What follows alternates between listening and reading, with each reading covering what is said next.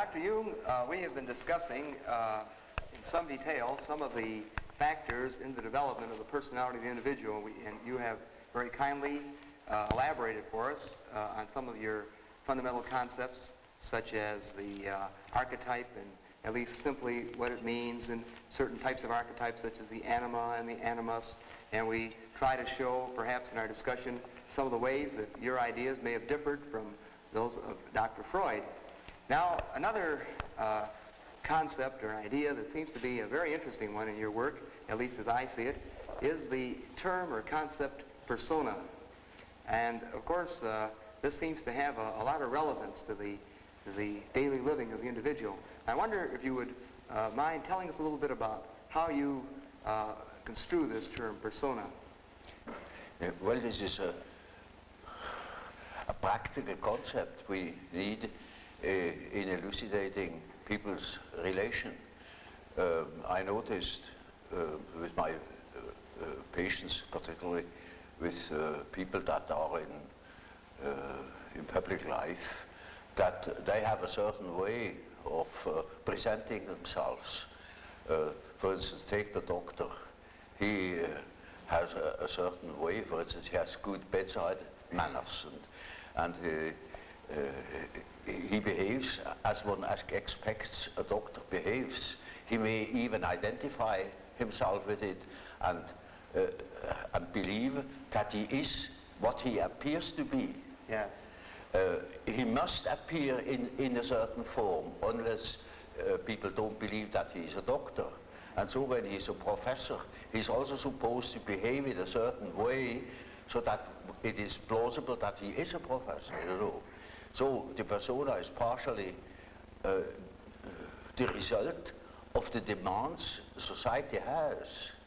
And on the other side, it is a compromise with what one likes to be, or with what, or as one likes to appear. Say. Yes. Take, for instance, a parson. He also has his particular manner, and as corresponding to the general expectation, and he behaves also in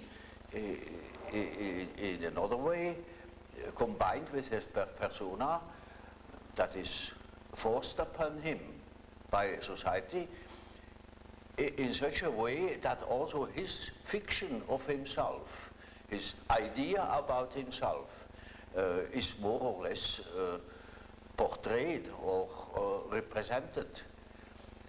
So the persona is a certain complicated system of behavior which is partially dictated by society and partially dictated by the expectations or the wishes one nurses oneself. Yes.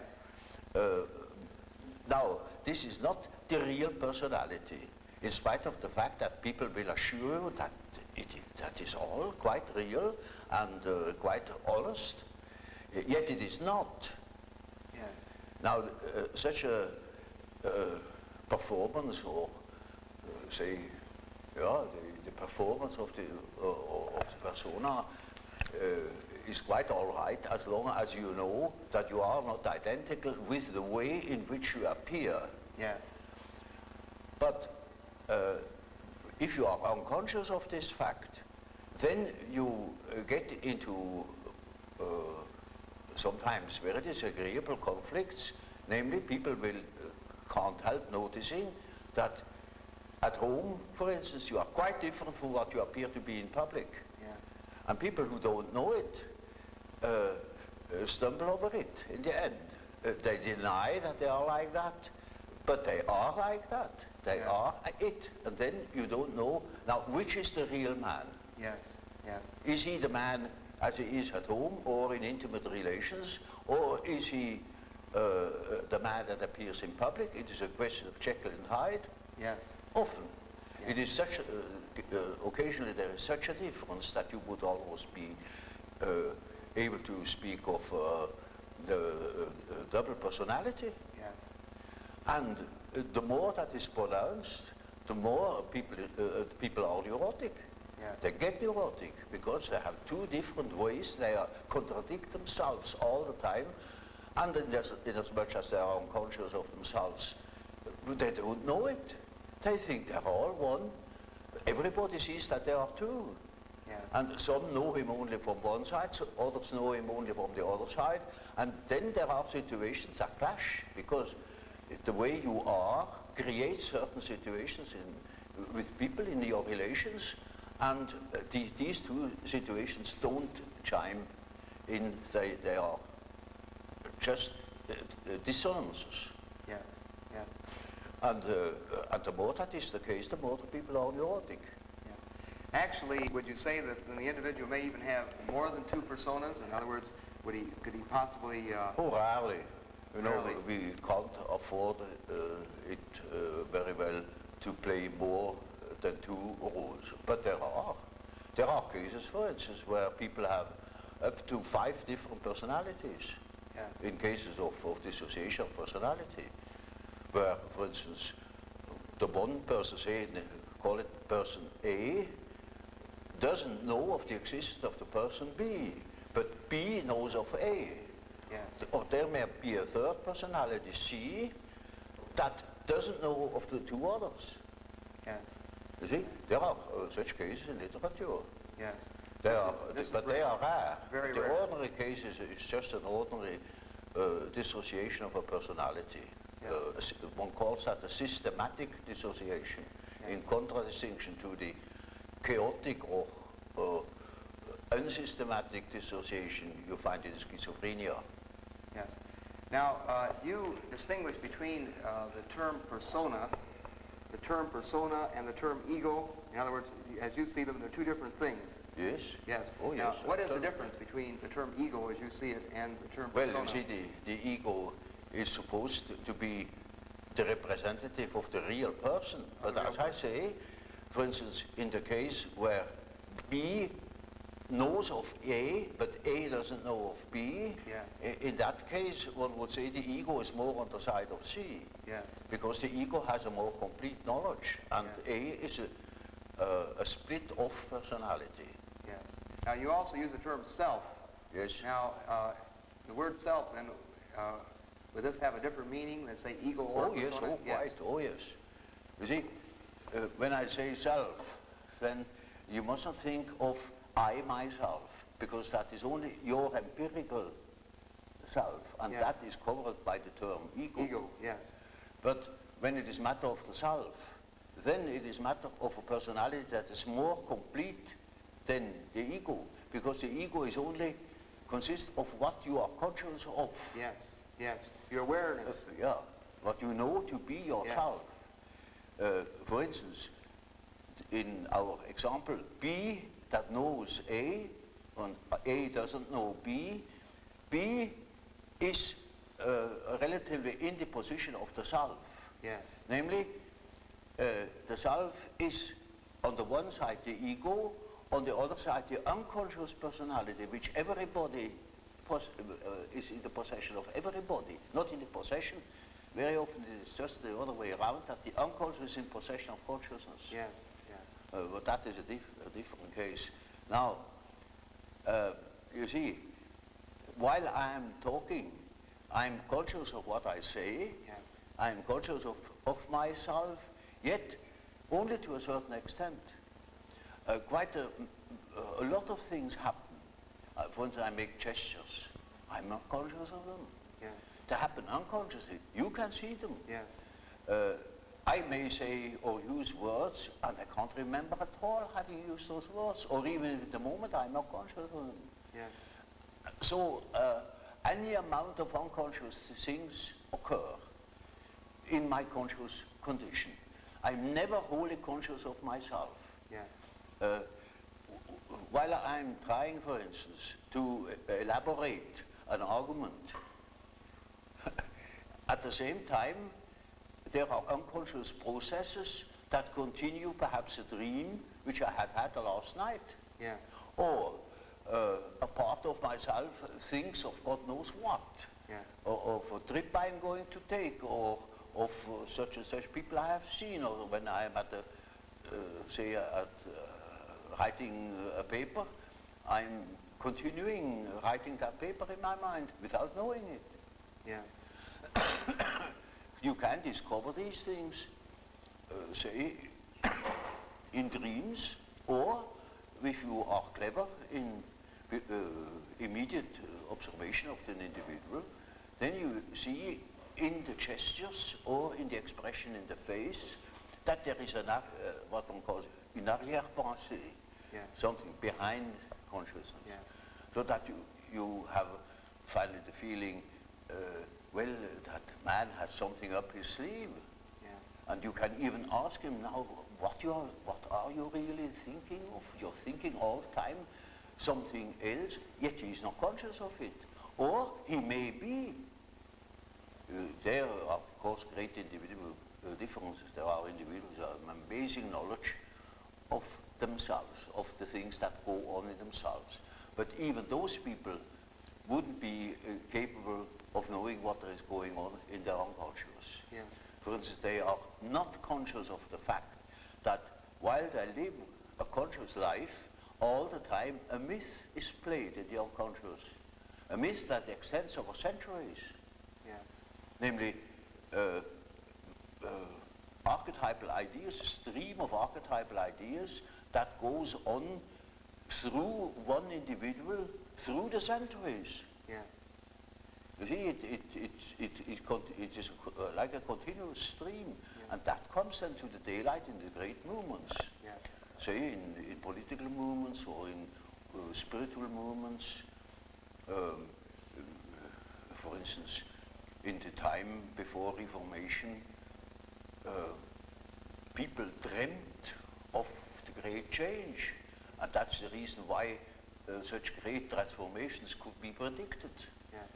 If somebody has been clever enough to see what is going on in people's mind, in the unconscious mind, Yes.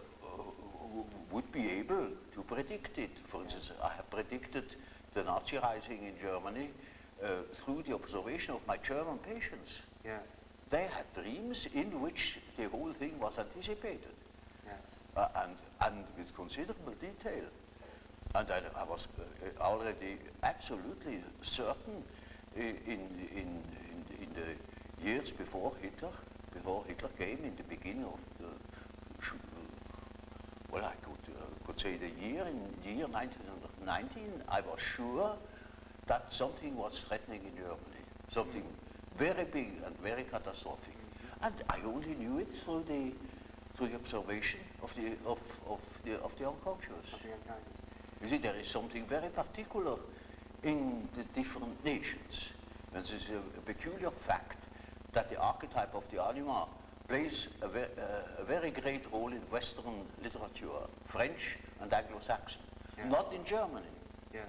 There are exceedingly few examples in German literature where the anima plays a role. Yes. You know, that simply comes from the fact that not one woman is buried unless she is buried as Alt-Kaminfegersgattin, at least. Yes. Yes. She must have a title, otherwise she hasn't existed. That's right. That's right. And so, you see, it is just as if, now mind you, this is a bit drastic, but it illustrates my point.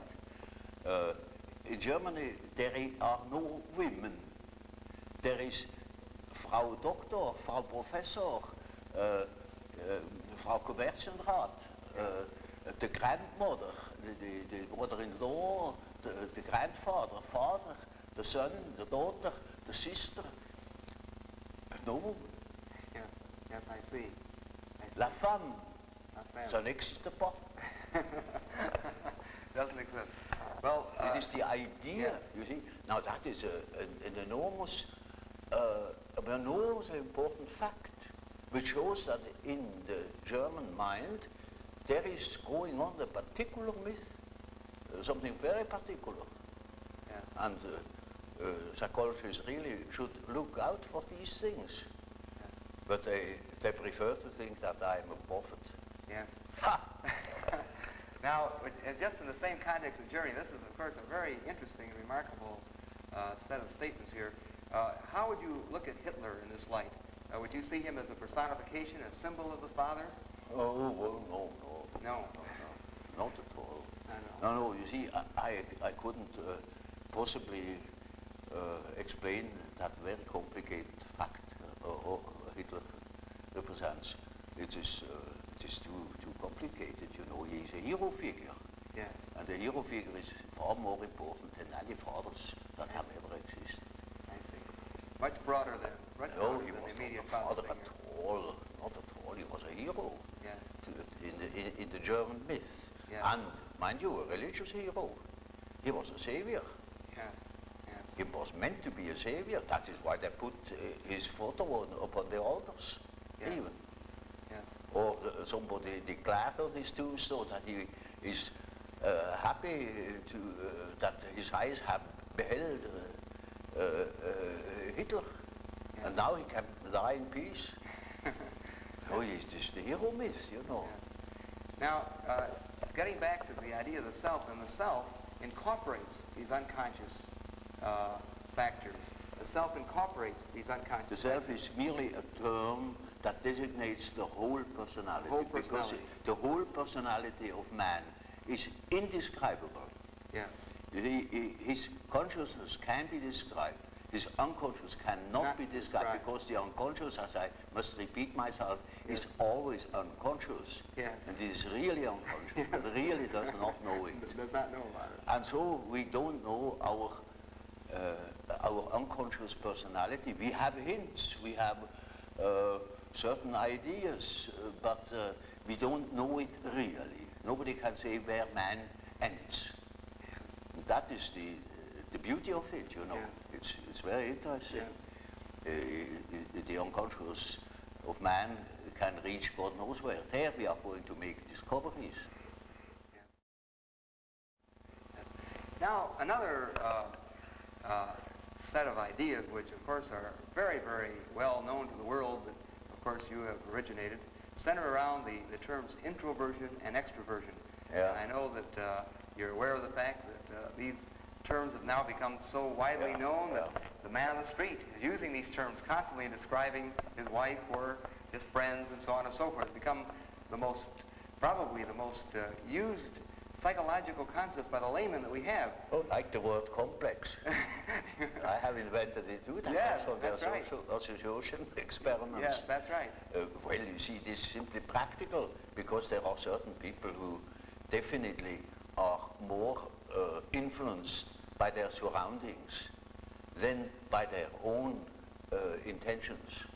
While there are other people who are more influenced by the subjective factor.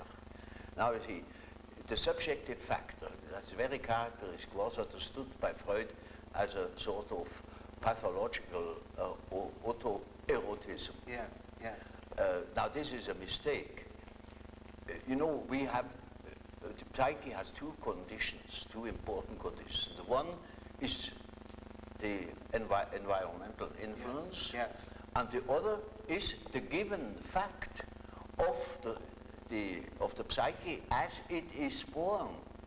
The psyche is by no means tabula rasa. We are a definite mixture and combination of genes. Yes. And they are there from the very first moment of our life. And they give a definite character, even to the little child. And that is a subjective factor, looked at from the outside. Now, if you look at it from the inside, Yes. then it is just so as if you would observe the world. Yes. When you observe the world, you see people, you see houses, you see the sky, you see tangible objects. But when you observe yourself within, you see moving images, Yes. a world of images, Yes. generally known as fantasies. Fantasy. Yet these fantasies are facts. You see, it is a fact that a man has such and such a fantasy. And it is such a tangible fact, for instance, that when a man has a certain fantasy, another man may lose his life. Yes. Or a bridge is built. Yes. These houses were all fantasies. Yes. Everything you do here, all That's of right. others, everything was fantasy to begin with. And fantasy has a proper reality. That is not to be forgotten. Fantasy is not nothing. It is of course not a tangible object, but it is a fact nevertheless. It is, say, a form of energy. Yes. Despite the fact we can't measure it. Yes. It is a manifestation of something. Yes. And that is a reality. That is just a reality as, for instance, the peace treaty of Versailles or something like that. Yes. It is no more. You can't show it. Yes. But it has been a fact. Yes. Yes. And so the psychical events are facts, are realities. And when you observe the stream of images within, you observe an aspect of the world. Yes. Of the world within. Because the psyche, you know, if you understand it as a phenomenon that takes place in so-called living bodies, then it is a quality of matter. As our body consists of matter, we discovered that this matter has another aspect, namely a psychic aspect. Yes. Yes. And so it is simply the world from within, seen from within. Yes. It is just as if we were seeing into another aspect of matter. Yes. This is an idea that is not my invention. That the old Democritus already said, talked of the spiritus insertus atomis, Yes. namely the spirit that is inserted in atoms. Yes. Yes. That means psyche is a quality that appears in matter. Doesn't matter whether we understand it or not, Yes. but this is the conclusion we come to. If we draw conclusions without prejudices. And so, you see, the man who is going by the external world, by the influences of the external world, say society or perceptions, sense perceptions, thinks that he is more valid, you know, because this is valid, this is real. And the man who goes by the subjective factor is not valid because subjective factor is nothing. Yeah. No, that man is just as well based, because he is bases himself upon the world from within. Yeah. And so he is quite right, even if he says, oh, there is nothing but my fantasy, you know. Yeah. And of course that is the introvert. And that the introvert is always afraid of the external world. He will tell you, when you ask him, he will be apologetic about it. Yeah. He will say, of course, yes, I know those are my fantasies. And he has always a resentment. And as the world in general, particularly America, is extroverted like hell, the introvert has no place. Yeah. Yeah. Because he doesn't know that he beholds the world from within. Yeah. And that gives him dignity, and that gives him certainty, because it is nowadays particularly the world hangs on a thin thread, Yeah. and that is the psyche of man. Assume that certain fellows in Moscow lose their nerve or their common sense for a bit, and the whole world is in fire and flames. Yeah. Yeah. You see? It is nowadays we are not threatened by elementary catastrophes. There is no such thing as an H-bomb. That is all man's doing. Yeah. We are the great danger. The psyche is the great danger. What if something goes wrong with the psyche? Yeah. You see? And so you see, it is demonstrated to us in our days what the power of the psyche is of man. How important it is to know something about it, but we know nothing about it. Nobody would give credit to the idea that the psychical processes of the ordinary man have any importance whatever. One thinks, oh, he has just what he has in his head. It is all from his surrounding. He's taught such a thing, believes such a thing. And particularly if he's well housed and well fed, then he has no idea at all. And that's the great mistake. Because he is just that as which he is born, and he is not born as tabula rasa, but as a reality. Yes. Yes. Now, of course, one of the very common, I think, misconceptions of your work among some of the writers in America has been that they had sort of characterized your discussions of introversion and extroversion as suggesting that the world was made up of only two kinds of people, introverts on one hand and extroverts on the other. And I'm sure you've been aware of, in many of our books, people looking at things this way. And of course, would you like to comment about that? In other words, would you perceive the world being made up of only people or extreme introverts, people that are extreme extroverts? Well, Bismarck once said,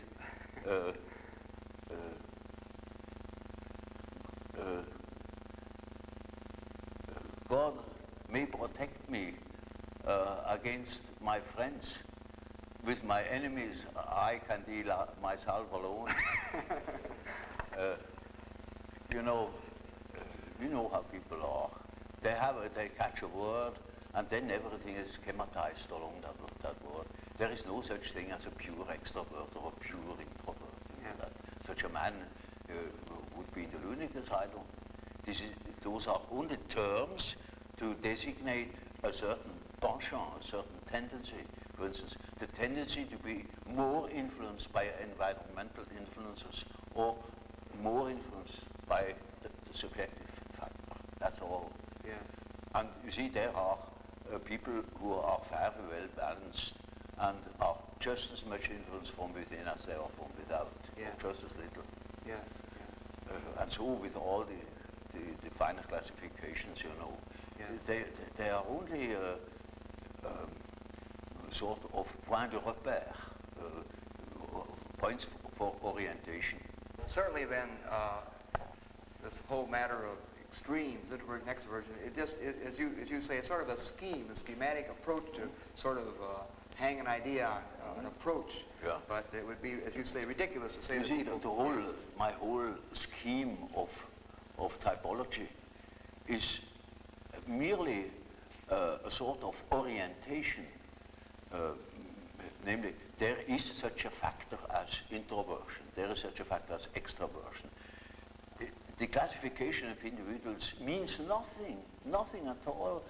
This is only the instrumentarium, yes. for the practical psychologist, yes. To explain, for instance, a husband to a wife, or vice versa. For instance, it is very often the case, one could almost say, it is almost a rule, but I don't want to make too many rules, you see, in order not to be schematic, yeah. That an introvert marries an extrovert for compensation, or another type marries the counter type to complement himself, for instance.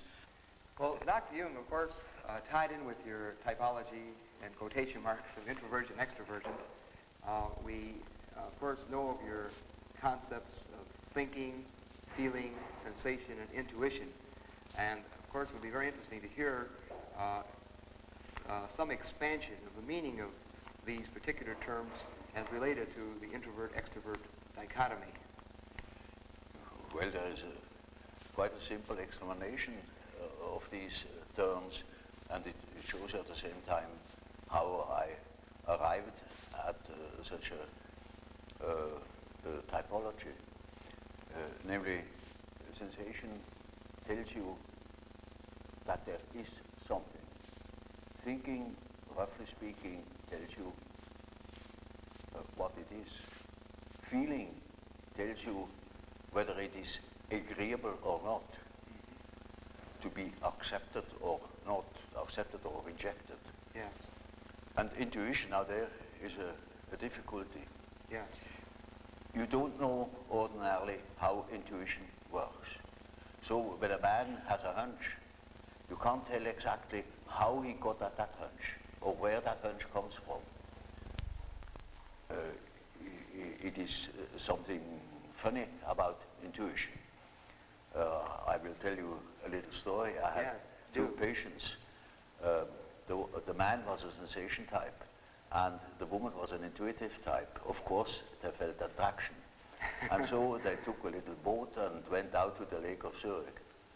And there were those birds that dive after fish, you know. Yeah. And then after a certain time they come up again, and you can't tell where they come up. And so they began to bet who was the first to see the bird. Now, you would think that the one who observes reality very carefully, the sensation type, would of course win out. Yeah. Not at all. The woman won the bet completely. Yeah. She was beating him on all points. Yeah. Because by intuition she knew it before. I see. See? Now, how is that possible? Yeah. Well, sometimes, you know, you can really find out how it works by finding the intermediate links. You see, it is a perception by intermediate links, and you only get the result of that whole chain of associations. Yes. Sometimes you succeed in finding out, but more often you don't. So my definition is, intuition is a perception by ways or means of the unconscious. Yes. That is as near as I can get. Now this is a very important function, because when you live under primitive conditions, a lot of unpredictable things are likely to happen. Yes. And there you need your intuition, because you cannot possibly tell by your perceptions, by your sense perceptions, what there is going to happen. For instance, you are traveling in primeval forest. You only see for a few steps ahead. Mm-hmm. You go by the compass, perhaps, and you don't know what there is ahead. It is uncharted country. If you use your intuition, then you have hunches. And when you live under such primitive conditions, you instantly are aware of hunches. For instance, there are places that are favorable, there are places that are not favorable. You can't tell for your life what it is. Yes. But you better follow these hunches. Yes. Because anything can happen. You see, and, quite unforeseen things. For instance, at the end of a long day, you approach a river, and you don't know that there is a river. Yet, when you come to the river, that is quite unexpected. For miles there is no human habitation. You cannot swim across. It's all full of crocodiles. So what? You see? Now, such an obstacle hasn't been foreseen.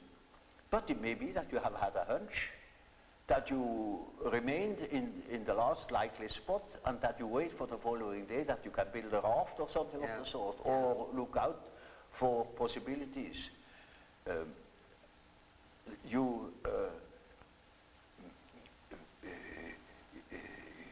For instance, you also can have intuitions and that constantly happens in our jungle called a city. Yeah. You can have a hunch something is going wrong, particularly when you are driving an automobile. Yeah. For instance, it is a day where nurses appear in the street. Yeah. And they always try to get something interesting like a suicide, you know, to be run over. That's what marvelous, apparently. Yeah. And then, you know, you get a peculiar feeling. And really, at the next corner already is a second nurse that runs in front of the automobile. Yeah. You see? Duplicity of cases, you know. That is a rule, you know, that such chance happenings come in groups. Yeah. And so you see, we have constantly warnings, hints that consists perhaps in a slight feeling of uneasiness, uncertainty, fear. Now, under primitive circumstances, you pay attention to these things. They mean something. With us in our man-made, absolutely, apparently safe conditions, we don't need that function so very much. Yes. Yet we still use it. So you find intuitive types, for instance, amongst bankers, Wall Street men. Yes. They follow hunches, you know, gamblers of all descriptions. Yes. You find the type very frequently among doctors, because it helps them in their prognosis.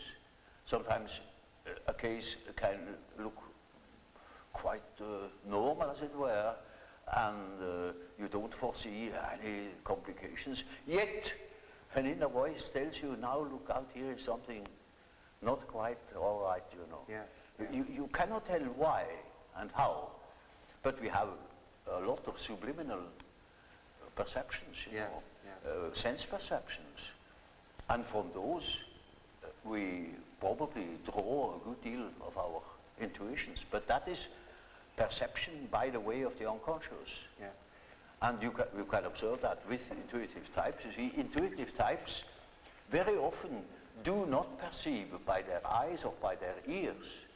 They perceive by intuition. For instance, once it happened that I had a woman patient in the morning at 9 o'clock. And you see, I often smoke my pipe, and there's a certain smell of tobacco in the room, or a cigar. And so she came and said, but you begin early. I said, you call it early at 9 o'clock? But no, you must have seen somebody at 8 o'clock. I said, how do you know? There had been a man there that had come at 8 o'clock already. Then she said, oh, well, I just a hunch. There must have been a gentleman with you this morning. I said, but how do you know it was a gentleman? He said, oh, well, I just had the impression, the atmosphere was just like a gentleman here. Yeah.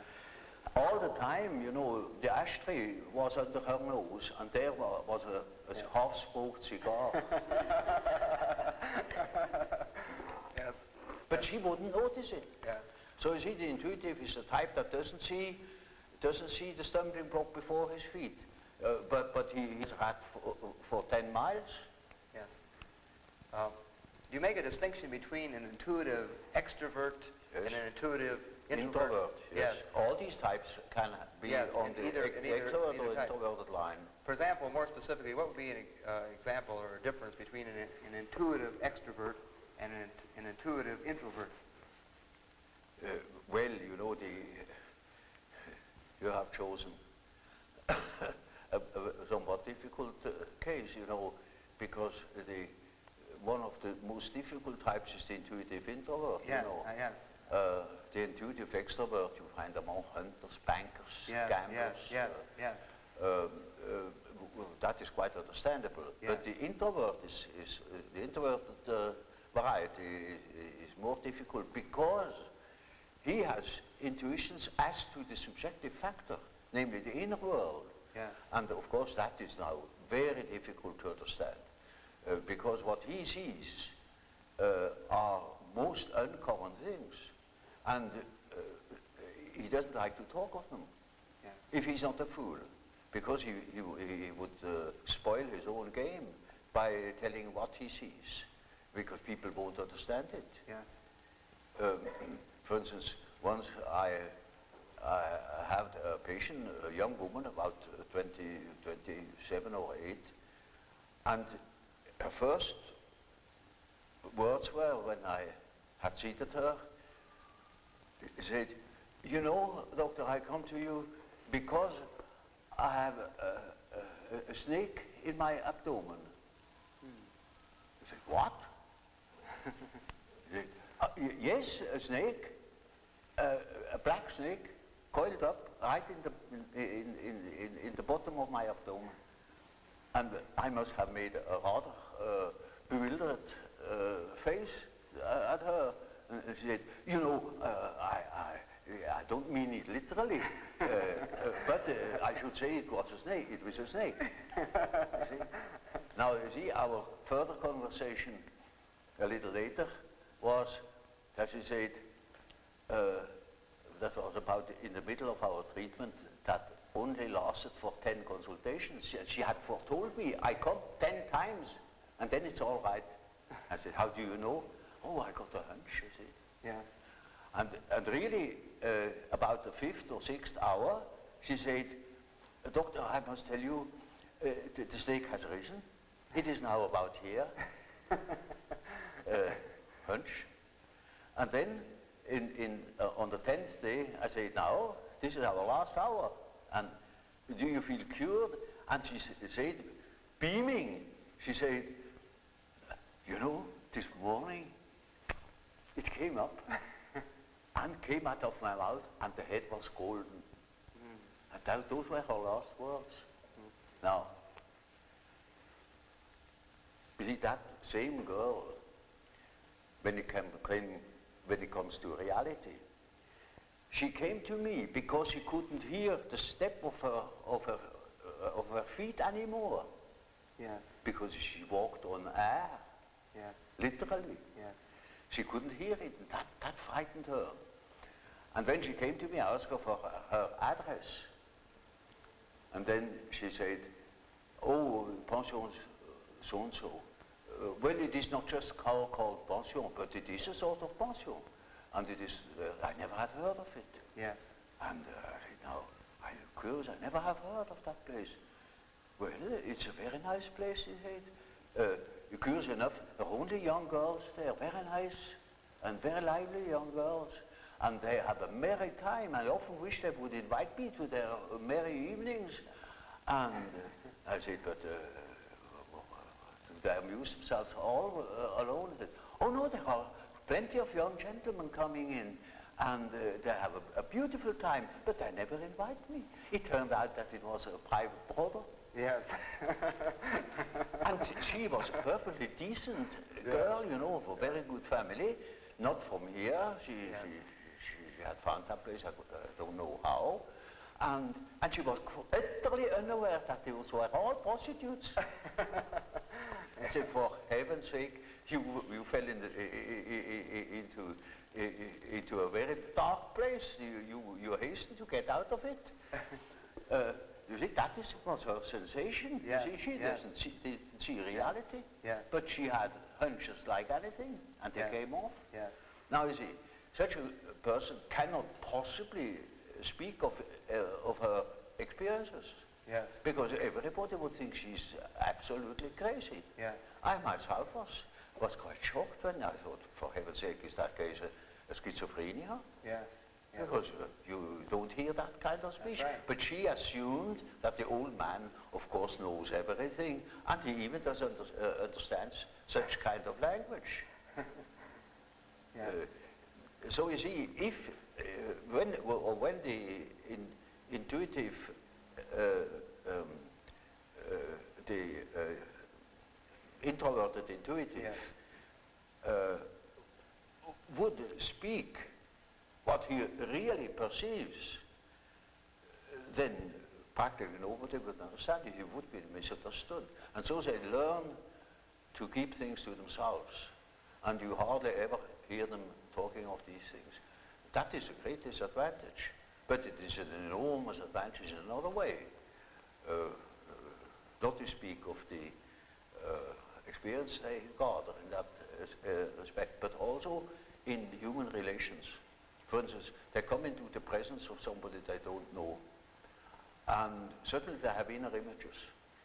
And those inner images give them a more or less complete information about the psychology of the partner. Yes. You know, that is, but the case can also happen that they come into the presence of somebody who they don't know at all, not from Adam, and they know an important piece out of the biography of that person. Yes. Yes. and are not aware of it, and tell the story, Yes. and then the fat is in the fire. Yes. That's right. You see, so the introverted intuitive has in a way a very difficult life, although one of the most interesting lives. Yes. But it is difficult often to get into their confidence, Yes. you know. Yes. Because you say they're afraid that people will think that they're sick. The things that are interesting to them or are vital to them are utterly strange to the ordinary individual. Yes. The psychologist should know of such things, Yes. you see. Yes. You see, when people make psychology, as a psychologist ought to do, well, the very first question, is he extroverted or is he introverted? Yes. He will look at entirely different things. Yes. Is he a sensation type? Is he an intuitive type? Is he thinking? Is he feeling? Yes. That, because you see, these things are complicated, that they are still more complicated, because the introverted thinker, for instance, is compensated by extroverted feeling, Yes. or by inferior extroverted, archaic extroverted feeling. Yes. So an introverted thinker may be very crude in his feeling life. For instance, the introverted philosopher that is always carefully avoiding women will be married by his cook in the end.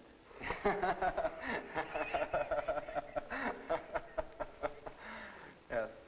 Now, then, in other words, then we can take your introvert, extrovert categories and, in a sense, go through describing a sensation introvert type, sensation extrovert type, thinking introvert type, thinking extrovert type, and so on. In each case, it stems from really not real categories, but simply, as you say, an approach, something to sort of help us Yes. study, a model. As it were. It is just a sort of a skeleton, Skeleton. to which you have to add the flesh, or say it is a country mapped out, you know, by triangulation points, and that doesn't mean the country consists of triangulation points. Yes. That is only in order to have an idea of the distances. Yes. And so it is a means to an end. It only makes sense, such a scheme, when you deal with practical cases. Of course, you're familiar with the work of Dr. J.B. Ryan at Duke University. Yes. And of course, some of his work in extrasensory perception and clairvoyance, as he calls it, mental telepathy, you know, so on and so forth. Some of the descriptions in his work sound quite a bit at times like intuitive function operating. And in terms of your knowledge of this work, would you say that a person who has clairvoyance, in a sense, would then be an intuitive type? A person who, in his experiment, is more likely to... That's quite probable. Or it can be a sensation type, say an extroverted sensation type that is very much influenced by the unconscious. I see. Because he has introverted intuition in his unconscious. I see. You see, there are two groups, you see, the rational group and the irrational group. The rational group is thinking and feeling, because the ideal thinking is a rational result. That's right. Feeling also a rational result, rational values. Yes. That is differentiated feeling. Whereas sensation must needs be irrational, because it may not prejudice facts. Yes. You see, Yeah. it shall not prejudice facts. The real ideal perception is that you have an accurate perception of the things as they are, without addition or corrections. Yeah. On the other side, the intuition does not look at the things as they are. That is prison, that is anathema to the intuition. Yes. It looks, ever so shortly at the things as they are, and makes off into an unconscious process, at the end of which we have seen something nobody else would have seen. Yes. You see. Now, so you see these people who yield the best results are always those people where introverted or introverted intuition comes in. Yes. But you see, that is a side aspect of it. It's not interesting. Yes. There the question is another question far more interesting, namely that the terms they use, Rhein himself uses them, Yes. recognition, Pre-recognition, telepathy, yes. etc. They mean nothing at all. Yes. They're words. But he thinks he has said something when he says telepathy. Yes. That's nothing. In other words, the word itself is not a description of the process. That's what you're saying. Description. Yes. It means nothing. It means nothing at all. Yes. Now, of course, a lot of the things that you're describing, I think often scientists will say, well, this is due to chance occurrences, chance factors. And Ryan, in his own work, used statistical methods. We find this happening more often than would be expected by chance. Well, you see, he proves that it is more than chance. Yes. It is statistically graspable. Yes. And that is the important point. Yes. And that hasn't been contradicted. Yes. You see, there was such a poor sap who, that happened in England. That man said, "Oh, Rhein, oh, that's nothing but guesswork." Exactly. Yeah. That is it. It is guessing. Yeah. What you call guessing, a hunch is guessing. Yeah. A bit of definite guess, a definite guess, you know, is a hunch, you know. Yeah. Just that. Yeah. But that means nothing. Yeah. You see, the point is that it is more than merely probable. Yeah. It is not, it is beyond chance. Yeah. And that is the great problem. But you know, people hate such problems. They can't deal with. Yes, they're not concrete. They're not in front of them. They can't deal with it. Yes. Even Rhein doesn't understand my argument in that respect, because it is a relativation. Now I'm going to say something which in these sacred rooms is anathema. a relativation of time and space through the psyche. And that's the fact. And that is what Rhein has made evident. Yeah. Now swallow that. Well, that's difficult. Yeah. Well, may I go a little further? And of course, some of your recent work, which is indeed very profound, and it is not too well known to many of our students as yet. Of course not. And of course, this nobody reads these things. Only the general public. And because my books are at least sold. I'm referring now to the concept of synchronicity, which you have discussed, and which would have some relevance at this point in our discussion. Would you care to comment a little bit on this concept? That is awfully complicated. One wouldn't know where to begin. Of course, it is this kind of thinking has been started long ago, and when Rhein brought out these results, I thought now we have at least a more or less dependable basis to argue on, you know. But the argument was not understood at all, because it's really very, very difficult. You know, there are plenty of facts in the observation of the unconscious where you come across cases of a very peculiar kind of parallel events, namely that, say, I have a certain thought or a certain definite subject is occupying my attention, yes. my interest.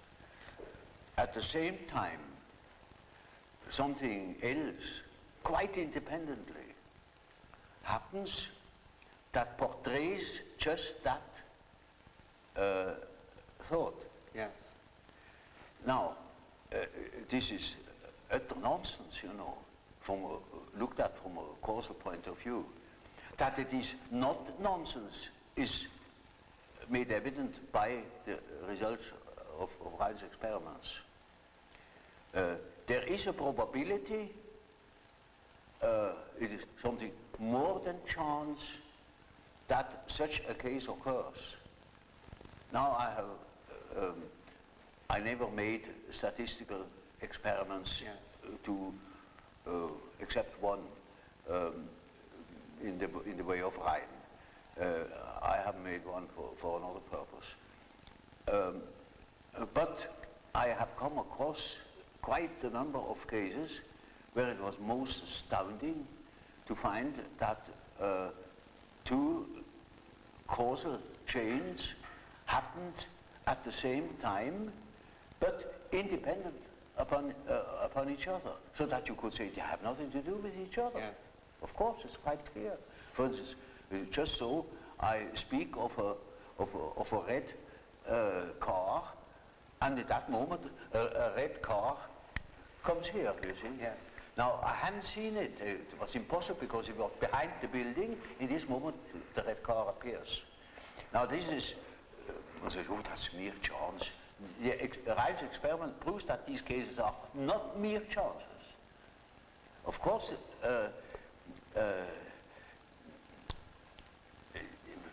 many of these things are occurrences where we cannot apply such an argument, otherwise we would be superstitious. We can't say, now this car has appeared because here was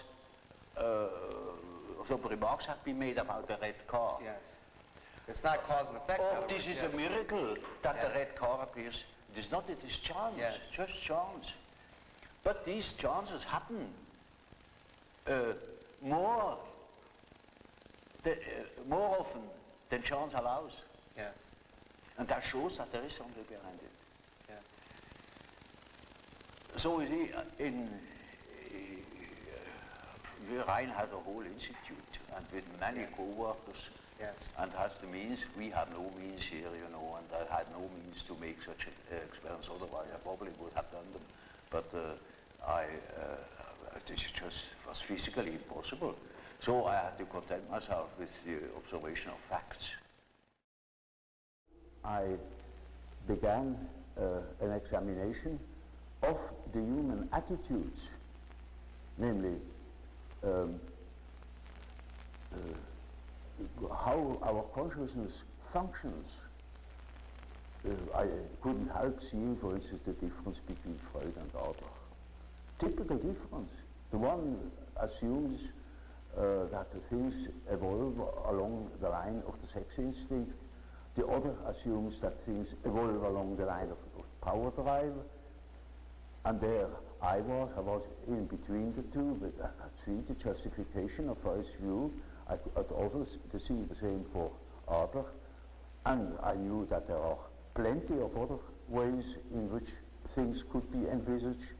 And so I considered my scientific duty to examine first the condition of the human consciousness that is the originator of ways of envisaging. It is the factor that produces attitudes, conscious attitudes towards certain phenomena. So when you know, for instance, that there are people who see the difference between red and green, you can take it for a fact that everybody sees that difference. Not at all. There are cases of Darwinism and so on, you know. The one sees this, the other sees that, and I tried to find out what the principal differences were. And that is the book about the types. And so first is introverted and extroverted attitude, then the functional aspects, namely which of the four functions is predominant. Now mind you, these four functions were not a scheme I had invented and applied to psychology. On the contrary, it took me quite a long time to discover that there is another type, but the thinking type. This I thought my type is of course that is human. It is not. There are other people who decide the same problems I have to decide in an entirely different way. They look at things in an entirely different way. They have entirely different values. They are, for instance, feeling types. And so, after a while, I discovered that there are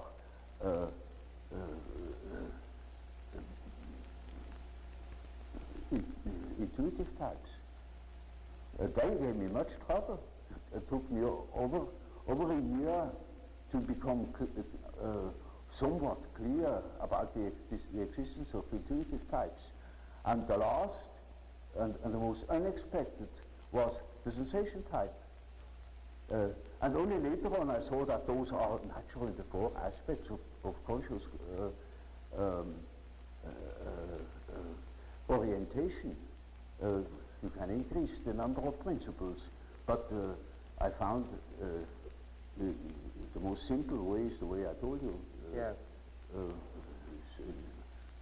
As the division by four is a simple and natural division of a circle. I didn't know the symbolism of this particular classification. Only when I studied the archetypes, I became aware that this is a very important archetype yes. that has played an enormous role. I also found in the study of the types that it gives us a certain lead as to the personal nature of the unconscious, the personal quality of the unconscious in a given case. But to take an extrovert, well, his unconscious has then an introverted quality, because all the extroverted qualities are played in consciousness, and the introversion is left to the unconscious, yes. Therefore it has introverted qualities, and so on with the functions the same. Yes. That gave me a lead of the diagnostic value. It helped me to understand my patients. Well, Professor Jung, we have been discussing many of the very fundamental ideas in your theories, such as anima and animus, and of course being representative of the whole idea of archetypes, as you explained it so interestingly. And we talked a little bit about this whole conception of the ego and the self and the persona as they are involved in all of this. And as we speak, of course, it begins to point to the direction of the sort of question that is so important as we try to understand the individual. And this centers around the problem of motivation, why the person does what he does. Now, to a great degree, you've already talked about this when you talked about archetypes and this whole matter. Now, in the work of Dr. Freud, he spoke of libido as an energy, and earlier we spoke of libido and the fact that you felt that it was more than just sexual energy. You thought it to be something much broader. Now, you have certain principles about psychic energy which are indeed very provocative. Now, one of this principle is, I believe you referred to as the principle of entropy. Entropy. Well, you know, only I allude to it. Yes, yes. The main point is, you know, the standpoint of energetics yes. As applied to psychical phenomena. There you have no possibility to measure exactly. So it always remains a sort of an analogy. As Freud, for instance, uses the term libido in the sense of a sexual energy. Yes. And that is not quite correct. You see, if it is sexual, then it is a power, yes. like electricity, yes. or any other form of manifestation of energy. Yes. Now, energy is a concept. Yes. Energy is a concept by which you try to express the analogies of all power manifestations, I see. namely that they have a certain quantity, a certain intensity, and that there is a flow in one direction, namely to the ultimate suspension of the opposites. For instance, I see. Low, high height, a lake on a mountain flows down until all the water is down, you know, and then it is finished. Yes. And so, you see, something similar is the case in psychology, that you see it from the fact, for instance, we get tired from intellectual work, yes, or from consciously living, and then we must sleep in order to restore our powers. And it's just, I said in the night, as if the water was pumped from the lower level to a higher level, you know, so that he can work again the next day. Yes. Of course, that simile is limping too. Yes. So it is only in an analogous way that we use the term energy. Yes. And I used it because I wanted to express the fact that the power manifestation of sexuality is not the only power manifestation, because you have another drive, say the drive to conquer, or to drive to aggression, or something of the sort. Yes. Or there are many forms, you see. For instance, to take animals, the way they are building their nest, the urge of the traveling bird, you know, that migrates. Now, all they are driven by a sort of energy manifestation. I see. And you see, the meaning of the word sexuality would be entirely gone if everything is that. So Freud himself saw that this is not applicable everywhere, and later on he corrected himself by assuming that there are also ego drives. Ego drives, yes. You see, now that is something else. Yes. That's another manifestation. Now, in order not to presume or to prejudice things, I speak simply of energy. An energy.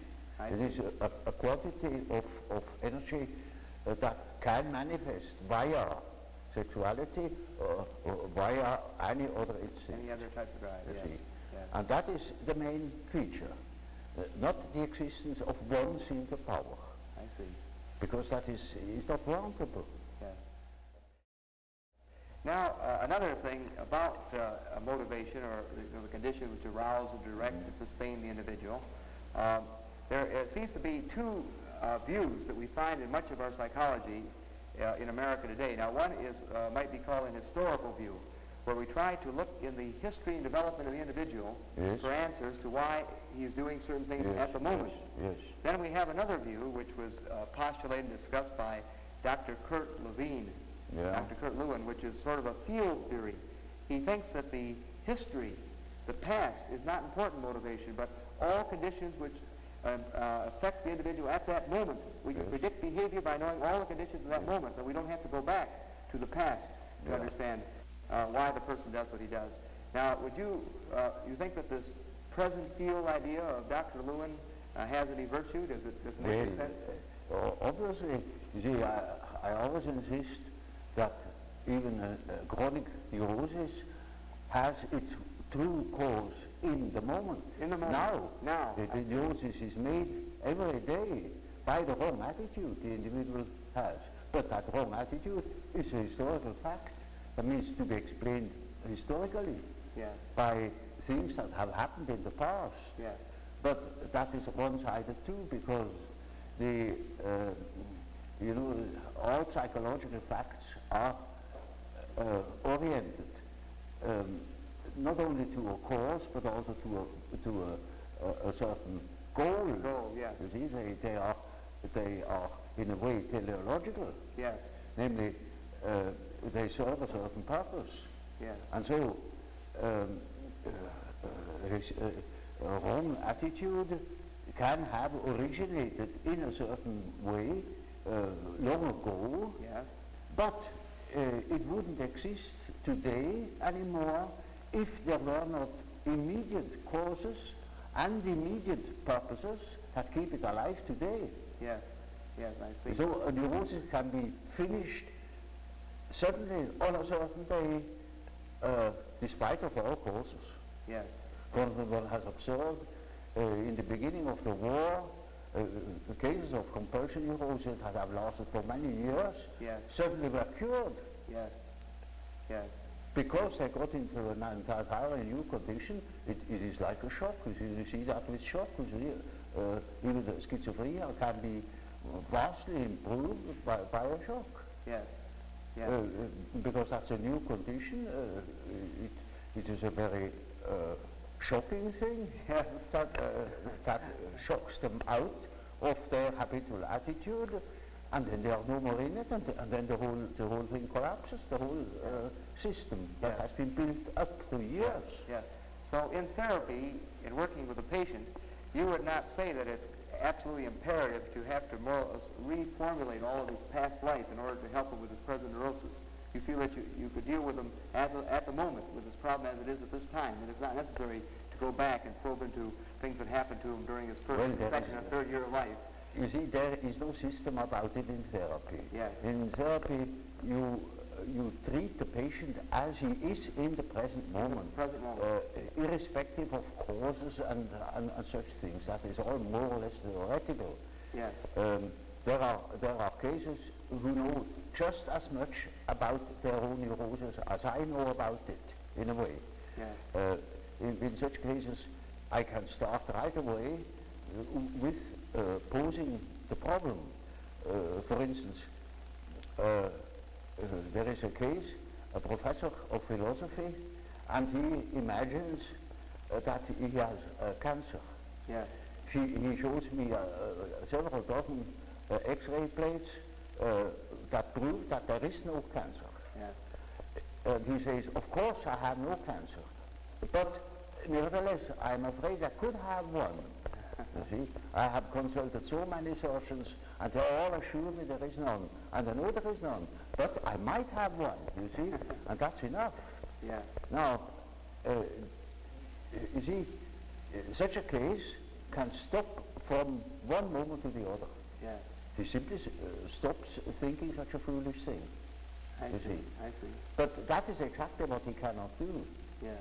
And in such a case, I say, well, it's perfectly plain to you. It's nonsense what you believe. Now, why are you forced to believe such nonsense? What is the power that makes you think such a thing against your free will? You know it is nonsense, and why should you think it? Or what for should you think it? Yeah. Yeah. Well, and what is that power that makes you think such a thing? It's like a possession, you know. Yes. Exactly. It's Yes. like a demon Yes. in him Yes. that makes him think like that, Yes. in spite of the fact that he doesn't want it. Yes.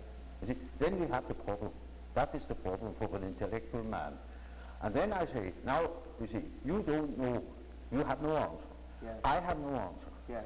Now what are we going to do? Yes. I say, now we must see what you dream. Because the dream is the manifestation of the unconscious side. Now he never had heard of the unconscious side. So I must explain to him that he has an unconscious, and that the dream is a manifestation of it, and if we succeed in analyzing the dream, we might get an idea about that power that makes him think like that. I see. I see. You see? In such a case, one can begin right away with the analysis of dreams. Yeah. And in all cases that are a bit serious, mind you, this is not a simple case, this is a very serious and difficult case, in spite of the simplicity of the phenomenology, of the symptomatology. Yes. In all cases, after the preliminaries, as it were, history of the family, the medical anamnesis, etc., we come to that question. What is it in your unconscious that makes you wrong? Yes. That hinders you to think normally? Yes. And then we are there where we can begin with the observation of the unconscious. And then, day by day, one goes on by the data the unconscious produces. Yes. You see, we discuss the dream, and that gives a new surface to the whole problem. And he will have another dream, and the next dream gives again an answer, because the unconscious is in a compensated relation to consciousness. And after a while, we get the full picture. Yes. And if he has a full picture and has the necessary moral stamina, well, then he can be cured. I see. But in the end, it is a moral question whether a man applies what he had learned or not. Yes. So you see then, in a sense, in this situation, the unconscious plays a very important part. The unconscious which is found in the dream. But as you see it then, what you have found in this dream is not necessarily then a image or symbol of what has happened in the past in his particular life. Not at all. It is just the symbol of the symbol is not, you see, that is a special term. It is the manifestation of the situation of the unconscious, looked at from the unconscious. I see. You see, I tell you, for instance, something which is my personal or subjective view. Yes. And if I ask myself, now, are you really quite convinced of it? Well, I must admit I have certain doubts. Yes. There are certain doubts. Not in the moment when I tell you, but these doubts are in the unconscious. And when I have a dream about it, these doubts come to the foreground in my dreams. Yes. And that is the way the unconscious looks at the thing. Yes, yes. It is just so as if the unconscious would say, oh yes, that's all very well what you are stating, but you omit entirely such and such a point. Yes, yes. Now, as the unconscious acts on this present situation, now looking at this thing in motivational, broad motivational terms, now this effect of the unconscious is not something which is the result of repression in the same way the orthodox psychoanalyst looks at it all, then, as you say. No, it may be, you know, that what the unconscious has to say is so disagreeable that one prefers not to listen. Yes. And in most cases, people would be probably less neurotic if they could admit the things, because these things are always a bit difficult or disagreeable or inconvenient or something of the sort. So there is always a certain amount of repression, but that is not the main thing. Not the main thing is that they are really unconscious. Yes. And you see, if you are unconscious about certain things that ought to be conscious, then you are dissociated. I see. And then you are a man whose left hand never knows what the right is doing, and counteracts or interferes with the right hand. Yes. Now such a man is hampered all over the place. Yes, yes. Now, looking at the unconscious in this way, of course this is as you say, it's unconscious, how can we know about it? Yeah. But trying to, just for that moment, just as an illustration, would a particular individual, we might say, who has been brought up in a culture such as the culture of India, a particular individual in India, as we were to, if we could examine his unconscious, would it be in many respects, say, similar to the unconscious of a particular individual who was, say, lived in Switzerland all of his life? In other words, you spoke earlier about these universals. Yes. Would there be a great deal of equivalence between the unconscious of a particular individual who has been raised in one culture and another individual who was raised in an entirely different culture? Yes. Well, you see, that question is also complicated, because when we speak of the unconscious, we almost should say which unconscious, namely, is it that personal unconsciousness which is characteristic for a certain person, for a certain individual. Yes, so that you have the personal unconscious. This is one unconscious. That is a personal unconscious. And you call it the personal. And in treatment, for instance, in the treatment of neurosis, you have to do with that personal unconscious for quite a while. And then only dreams come that show that the collective unconscious is touched upon. Yeah. Now, as long as there is material for personal nature, Yes. you have to deal with the personal unconscious. Yes. But when you get to say to a question, to a problem, which is no more merely personal, but also collective, you get collective dreams. Yes. Now, the distinction then between the personal unconscious and the collective unconscious then is that the personal is could be more involved with the immediate life of the individual, Oh, yes. and the collective would be universal, would Yes. be the same, More- have elements of all men. It will be collective. Collective in the sense. For instance, you know, every society has collective problems, Yes. collective convictions, and so on. Yes. Now, we are very much influenced by them. Yes. For instance, you belong to a certain political party or Yes. to a certain confession. Yes. And that can be a serious determinant of your behavior. Yes. Now, as long as your personal conflict doesn't touch upon it, it's no question, it doesn't appear. But the moment Yes. you transcend your personal sphere and come to your unpersonal determinants, say to the question, a political question, Yes. or any other social question, which really matters to you, Yes. then you are confronted with a collective problem, and then you have collective dreams. Yes. I wonder if it would be too presumptuous of me to ask if you could, for the moment, think of an actual case of perhaps a patient or a friend in which you might show us rather specifically how the personal and the collective unconscious were acting in, say, his neurosis or perhaps in a problem that he may have Well, had at the you moment. see, there is an enormous amount of personal dreams, for instance, and I couldn't possibly tell you just a moment. Yes. Simply for embarras de richesse, Yes. there are millions of such personal dreams that simply deal, for instance, with the fact how your relation is to your father or to your mother or to your wife or Yes. and so on, with all sorts of individual variations. Yes. Now, but suppose a patient comes to that level, or that his conflict begins to become really very serious, so that his mind might suffer. Yes. Then he can have a collective dream, Yes. in which clearly mythological motives appear. I see. There are plenty of examples in literature. All right. The book, you know, an introduction to the psychology of the unconscious. Yeah. There are such dreams. Yes. And that it can be. I remember, for instance, a case.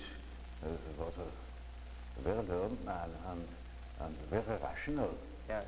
And he had, of course, a lot of personal problems, and but they got so bad that he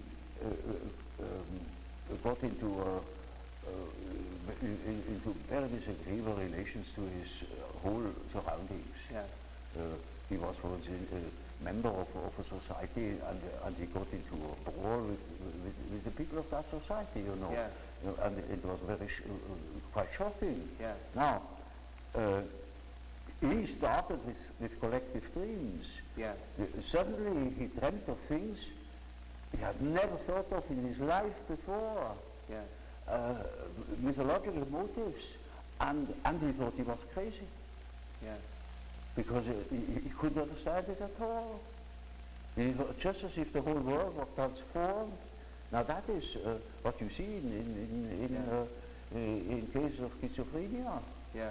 In that case, it was not a case of schizophrenia.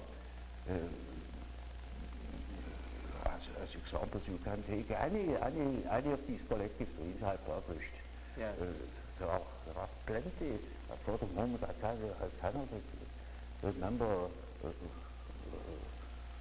suitable example. You know, to make it clear I should tell a long story. All right. And then you see where it applies, otherwise it makes no sense, and then something short. Well, I told you that case of that intuitive girl. Yes, yes. Who suddenly came out with the statement that she had a black snake in Yes, the belly. yes, yes. Well, now, that is a collective symbol. Yes. That yes. is not an individual fantasy. That is Yes. a collective fantasy. A collective, yes. That I is see. that is well known in India. Yes. Well, she has nothing to do with India, but we have it too. It was generally human. Yes. But it's entirely unknown. So that I even the first moment thought perhaps he's crazy. Yes. But she wasn't only highly intuitive. Yes. It is in India known. It is the basis of a whole philosophical system of Tantrism. Yes. This is Kundalini. The I Kundalini serpent. I see. You see, and that is something known to some few specialists. Yes. Generally, it's not known that we have a serpent in the abdomen. Yes. Yes. But that is a collective, you see, Yes, that is a yes, collective yes. dream Yes. or a collective fantasy. Yes. Now, in day-to-day living, the individual, is it possible that things that trouble him and cause tension, that he represses? Now, these things that he represses will become part of the personal unconscious. Yes, yes, part of the yes. personal unconscious. Yes, you see, Yes. he doesn't repress consciously always. Yes. These things disappear Yes. simply, disappear, and Freud explains that by an act of repression. Yes. But you can prove that these things never have been conscious before. Yes. Yes. They simply don't appear. I see. And you don't know why they don't appear. Of course, après le coup, you can say, when it comes up, you can say, that is why they didn't appear, because they were disagreeable or incompatible with his conscious views, with his conscious attitude. I see. But that is afterwards. You couldn't predict it. Yes. Yes. Yes. So you see, these things that have an emotional tone, Yes. they are partially autonomous, Yes. so that they can appear, or the contrary, they do not appear. Yes. They can disappear at wish, not of the subject, but of their own. Yes. Or you also can repress them. Yes. But it is so the same with projections.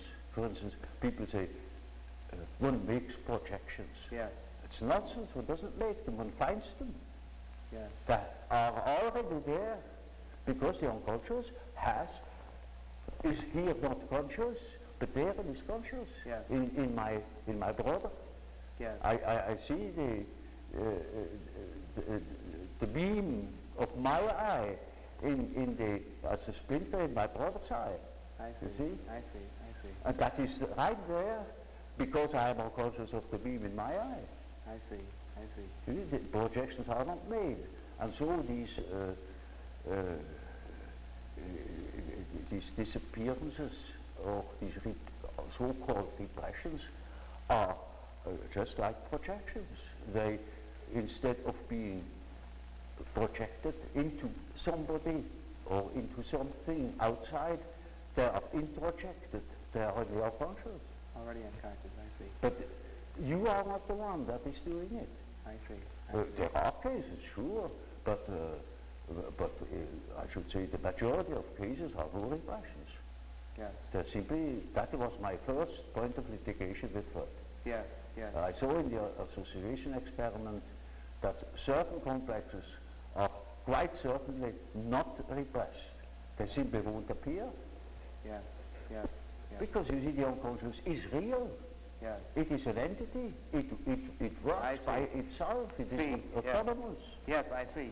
So, in a sense, when looking at the so-called defense mechanisms that the orthodox psychoanalysts speak of, like projection, rationalization, and so on and so forth, then, in a sense, where you would differ from the orthodox psychoanalytic view, you would not say then that they are a repressed type of way of defending a manner in which the ego is being defended, but rather you would say that they were already there. Yes. They're simply manifestations of patterns that are already present in the unconscious. Yes, for instance, take that example of that serpent. That never has been repressed, you know, otherwise it should have been conscious to her. It was exactly unconscious to her, yes. And it only appeared in her fantasy. Yes, yes, I see. It appeared spontaneously. Yes.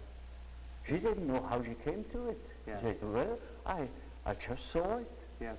Now, some of the orthodox psychoanalysts might have said that this was a phallic symbol. Oh, yes, yes. of course, but you can't say anything. Yes. You know, you can say a church spire is a phallic symbol. Yes. But when you dream of a penis, what is that? Yes. You know what an analyst said? Yes. One of the orthodox, yes. of the old guard. Yes. He said, in this case the sensor has not functioned. Yes. Yes. Now, you call that a scientific explanation. Well, Professor Jung, in our several interesting discussions so far, a great deal of our talk has been some of the very fundamental aspects of your theories and your writing, and of course, purpose in getting some of your reactions to these fundamental ideas, so that our students, many of whom have not had an opportunity to study a great deal of your work, might sort of be introduced to some of your ideas from you personally, which of course is probably the best way they possibly could be. Now, first, as one looks over your work, one is impressed with a much broader scope, of course, and just the beginning fundamental outline of a theory of personality. Well, of course, when you study human psychology, you can't help noticing that man's psychology doesn't only consist of the ramifications of instinct in his behavior. These instincts are not the only determinants. There are many others, and the study of man from his biological aspect only is by far insufficient to understand human psychology. It is absolutely necessary that you study man also in his social and general environments. Yes. And so you have to consider, for instance, the fact that there are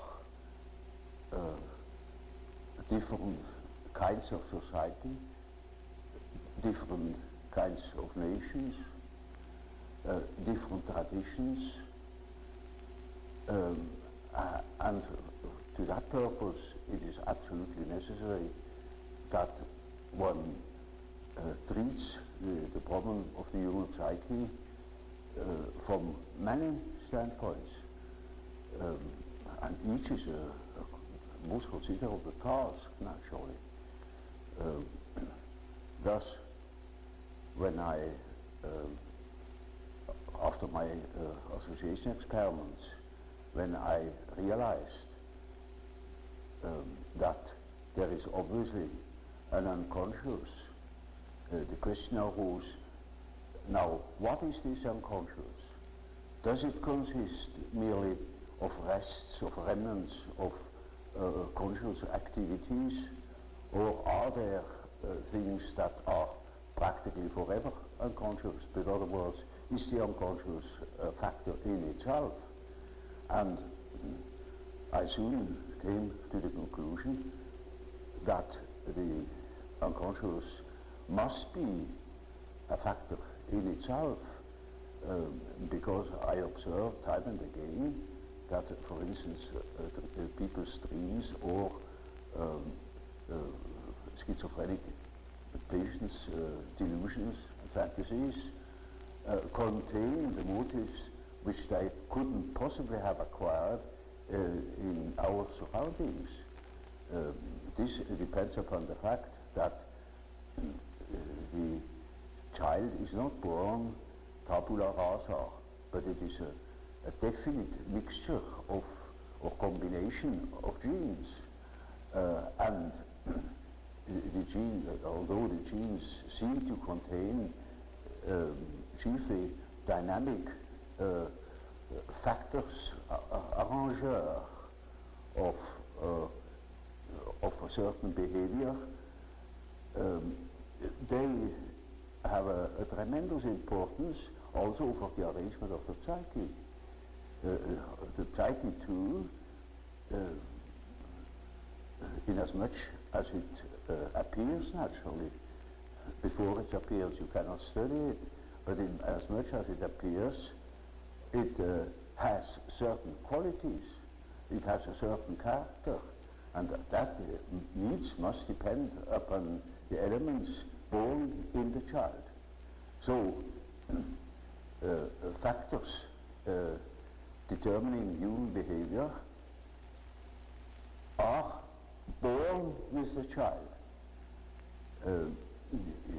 and determine its further development. Now that is one side of the picture. The other side of the picture is the individual lives in connection with others in certain definite surroundings that will influence the given combination of qualities, and that is now also a very complicated factor, because the environmental influences are not merely personal. There are any amount of objective factors, the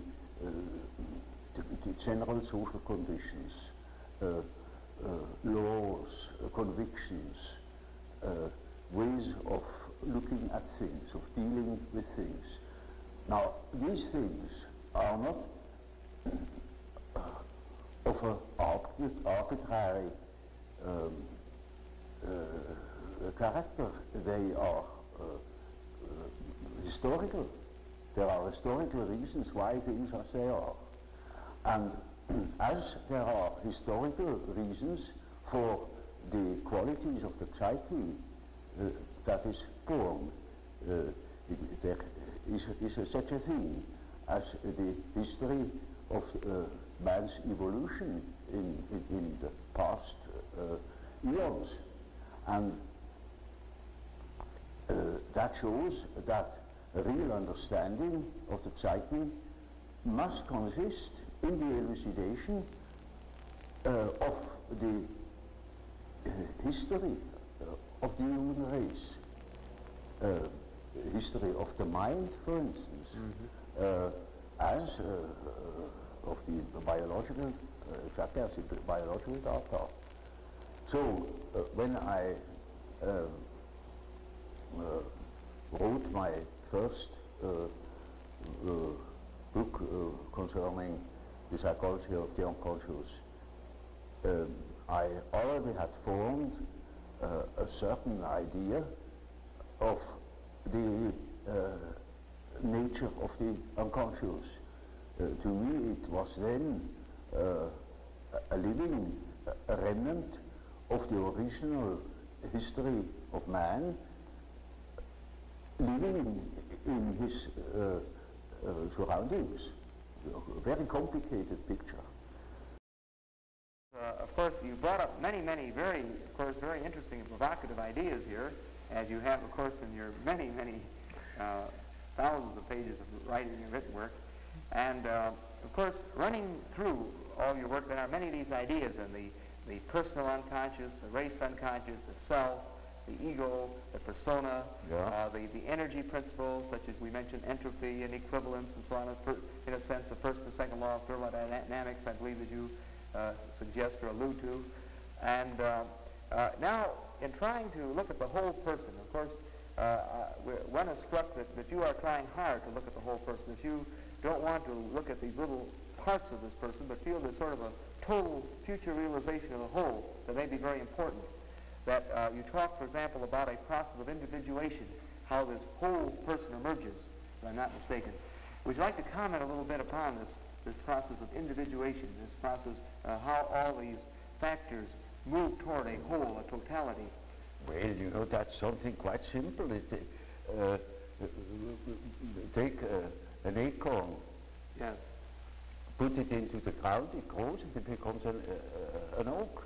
Yes. You see, that is man. Yes. Man develops from an egg. Yes. And develops into the whole man. Yes. And that is the law that is in him. Well, when you spoke with Dr. Einstein in your early discussions, you were saying earlier that he more or less tried out some of his ideas on you. Yeah. Did you ever bring to him the possibility or ask his opinion about the possibility that relativity might apply to psychic function? Did you ever discuss that particular point? Well, you see, you know how it is. That a man is so concentrated upon his own idea. Yes. And when he is a mathematician on top of everything, then you are not welcome. Well, when you spoke with Dr. Einstein in your early discussions, you were saying earlier that he more or less tried out some of his ideas on you. Did you ever bring to him the possibility or ask his opinion about the possibility that relativity might apply to psychic function? Did you ever discuss that particular point? Well, you see, you know how it is. That a man is so concentrated upon his own idea. Yes. And when he is a mathematician on top of everything, then you are not welcome. Yes, that's right. What year was it that you were friends with Einstein? When? Well, I wouldn't call myself a friend. I was simply the host. The host. What year was it approximately? And I tried to listen and to understand. And so there was little chance to insert some of my own ideas. Yes. Was this after he'd already formulated the relativity theory, or just before? Well, it was just when he worked on it. Just when he was working on it. Yes. That is very interesting. Right in the beginning. Yes. Yes. It was very interesting. Yes. Very interesting. In your dealings with Professor Toynbee, you know, we were discussing that you knew him, had contact with him. Have you gotten rather interested in his ideas of history? Oh yes, you see his ideas about the life of civilizations. That is ruled by archetypal forms. Yes.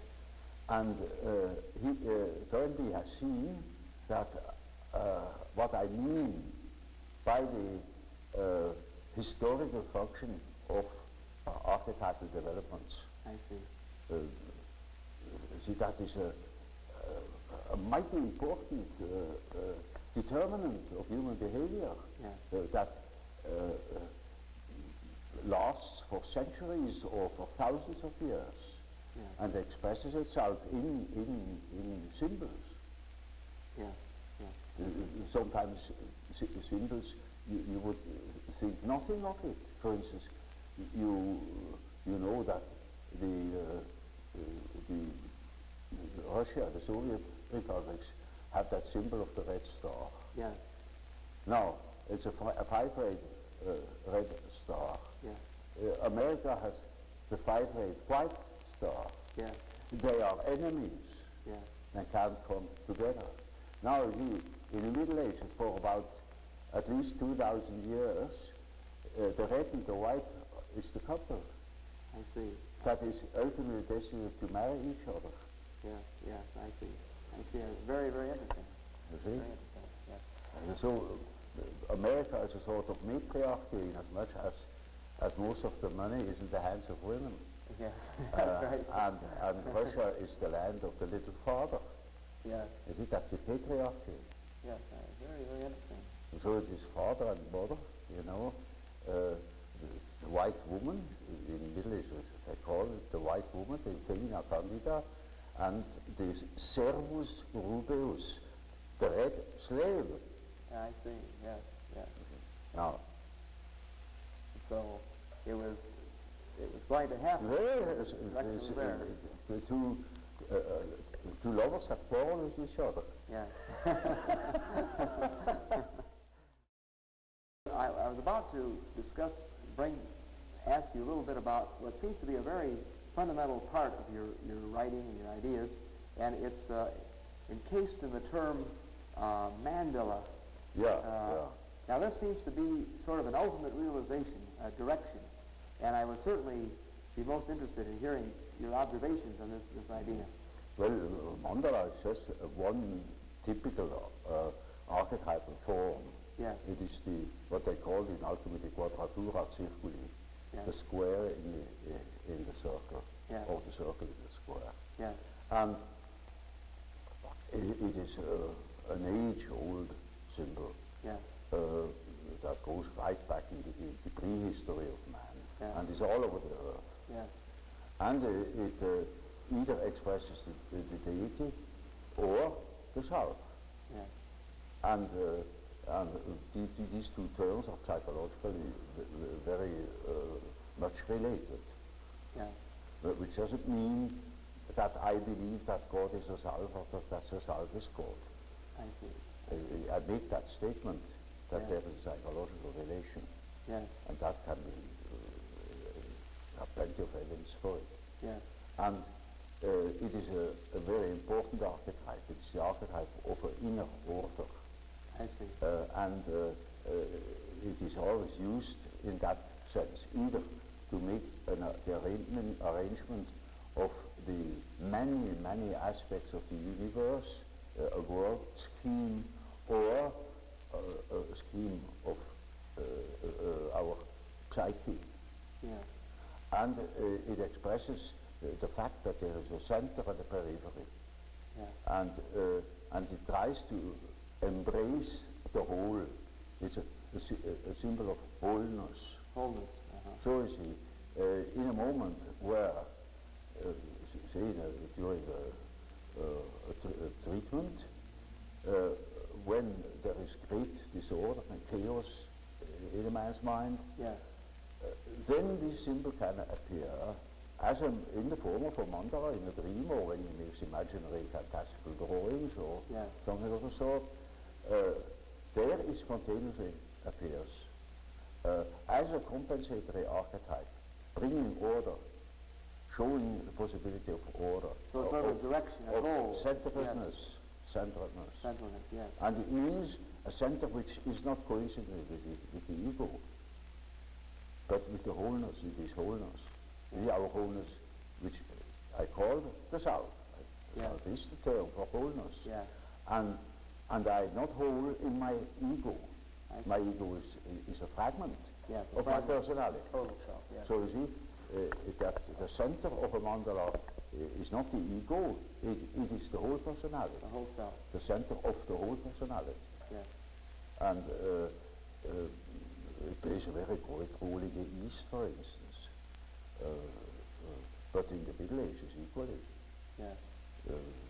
And then it has been lost, it has been thought of as a mere sort of allegorical, decorative motive. But as a matter of fact, it is highly important and highly autonomous symbol that appears in dreams and so on, or in folklore. Yes.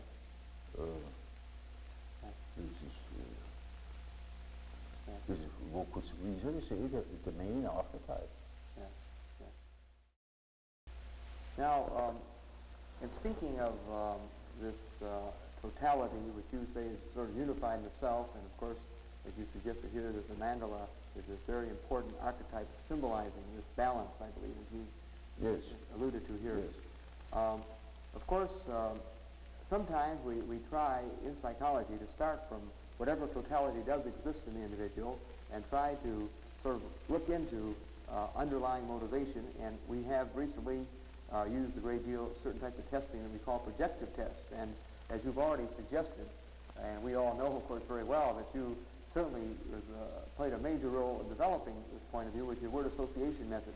Mm-hmm. And of course, to a great degree, another very interesting development, of course, in about 1922, Hermann Rorschach developed his ink blot or Rorschach test.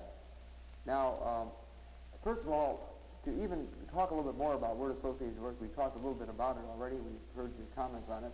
Would you like to, if we could here, perhaps get into it in a little bit more detail? Now, first of all, what are the ingredients of the word association test? What what is involved in the use of it? You mean the practical? Yes, the practical use of it. Yes.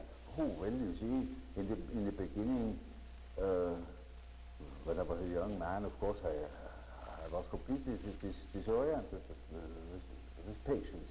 I didn't know where to begin or what to say. Yes, yes. And the association at Jung has given me the chance to offer access to their unconscious. Yes. I learned about the things that did not tell me. Yeah, yeah. And I got a deep insight into the things they did not know. Yes, and yes. they discovered many things. Now, would you say that from responses and, as you say, complexes or sort of emotional blocks? Yes, that was the main thing. Of course, this word complex, I know, is yes, a word that you originated. It's used very widely now.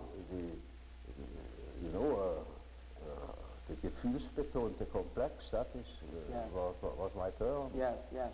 Now, do you hope from these complexes or emotional blocks that you uncover as you administer this test to get at materials of the personal unconscious or the racial unconscious or all of the factors that influence this individual? You know, in the beginning there was no question of a collective unconscious or something like that. It is chiefly the ordinary personal contacts that I see. You weren't expecting to get into such depth with these. Among hundreds of complex associations, there might appear an archetypal element, but that wouldn't show particularly. Yes, yes. Now, that is not important. You know, it is like a Rorschach, a superficial orientation. Yes, yes. You knew Hermann Rorschach, I believe, did you not? No, he has circumvented me as much as possible. Yes. But did you get to know him personally? No, you did not. You did not. I never saw him. Yes. No. In his intro-tensive and extra-tensive ideas, of course, he's talking a great deal about your introversion, extroversion ideas and his own interpretation. I was anathema because I had first said it, you see, and that is unforgivable. I never should have done. So you really didn't have any personal contact with Rorschach? No personal relation at all. No, I see. Are you familiar with his test? Have you seen his test, the Rorschach test? Yes, I know it. Yes. But I never applied it. You never applied the test? Because later on, of course, I didn't apply the association test anymore because it wasn't necessary. Yes. I learned what I had to learn through it, but for the exact examination of psychic reactions, I think it is a very excellent means. Yes, yes. Well, would you say, for example, that the practicing psychiatrist, the clinical psychologist, or the practicing psychiatrist could use these projective tests like the Rorschach? For instance, for the education of a psychologist, practical psychologist who's meant to do actual work with people, I think it was the best means to make him see how the unconscious works. Is that right? The projective test? It's exceedingly didactic. I see. There you can demonstrate repression or the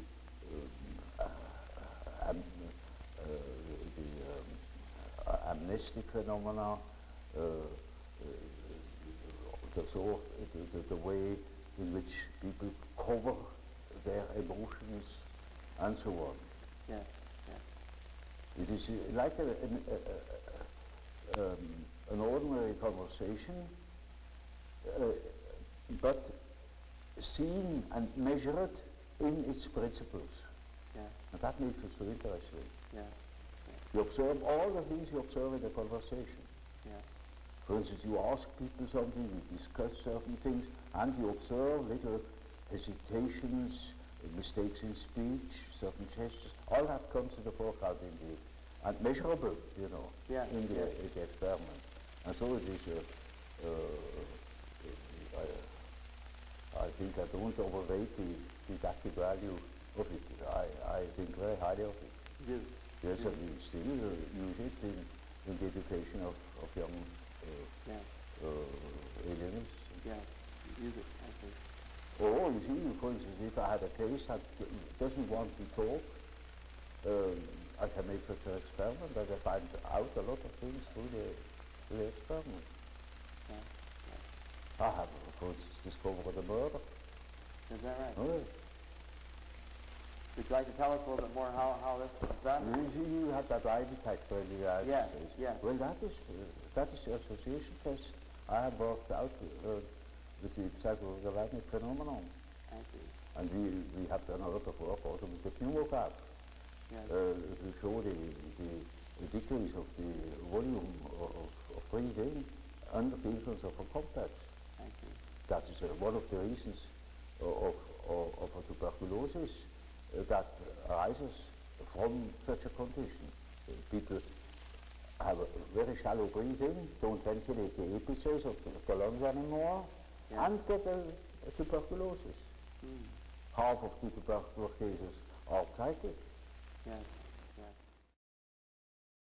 Of course, this matter of psychic tubercular cases and so on, of course, gets us into a particularly interesting special case of motivation that we're talking a lot about in the United States today, and I'm sure that is interesting to you also. This is the whole area of psychosomatic medicine, the way our unconscious, emotional elements of the total personality. I have seen quite a lot of astounding cures of tuberculosis, chronic tuberculosis, by analysis, where people learn to breathe again. But it wouldn't have helped them if they had learned to breathe normally. That wouldn't have helped. But understanding what the complexes was, that has helped them. Yes. Well, when did you first become interested in the psychic factors of tuberculosis? Was it many years ago? When did you first become interested in the psychic factors of tuberculosis? Well, I was an alienist to begin with. I was always interested. Yes, oh, you were. Always interested, naturally. Yes, yes. Now, of course... presumably because I understood so little of it. Yes. Or I noticed that I understood so little. Yes.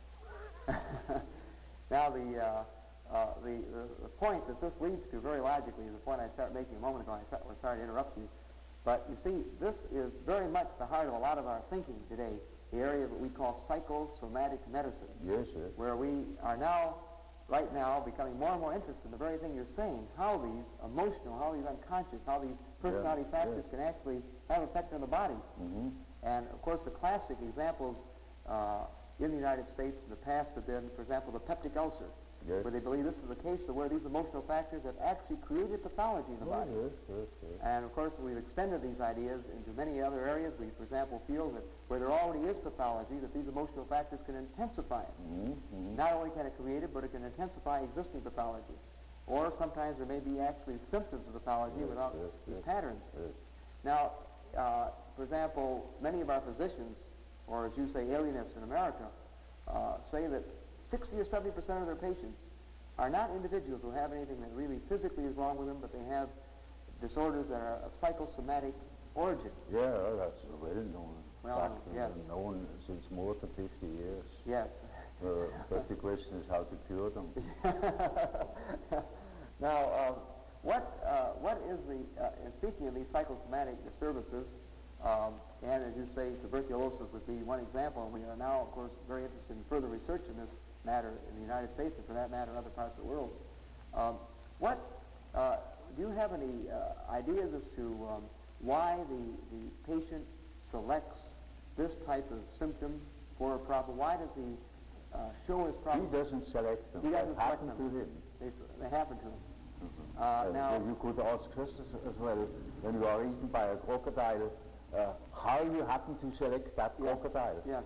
Now, it hasn't selected you. Yes. Now, of course, we mean this in a sense that unconsciously, why is selected? No, not even unconsciously. Not even consciously. Not even unconsciously. Yes.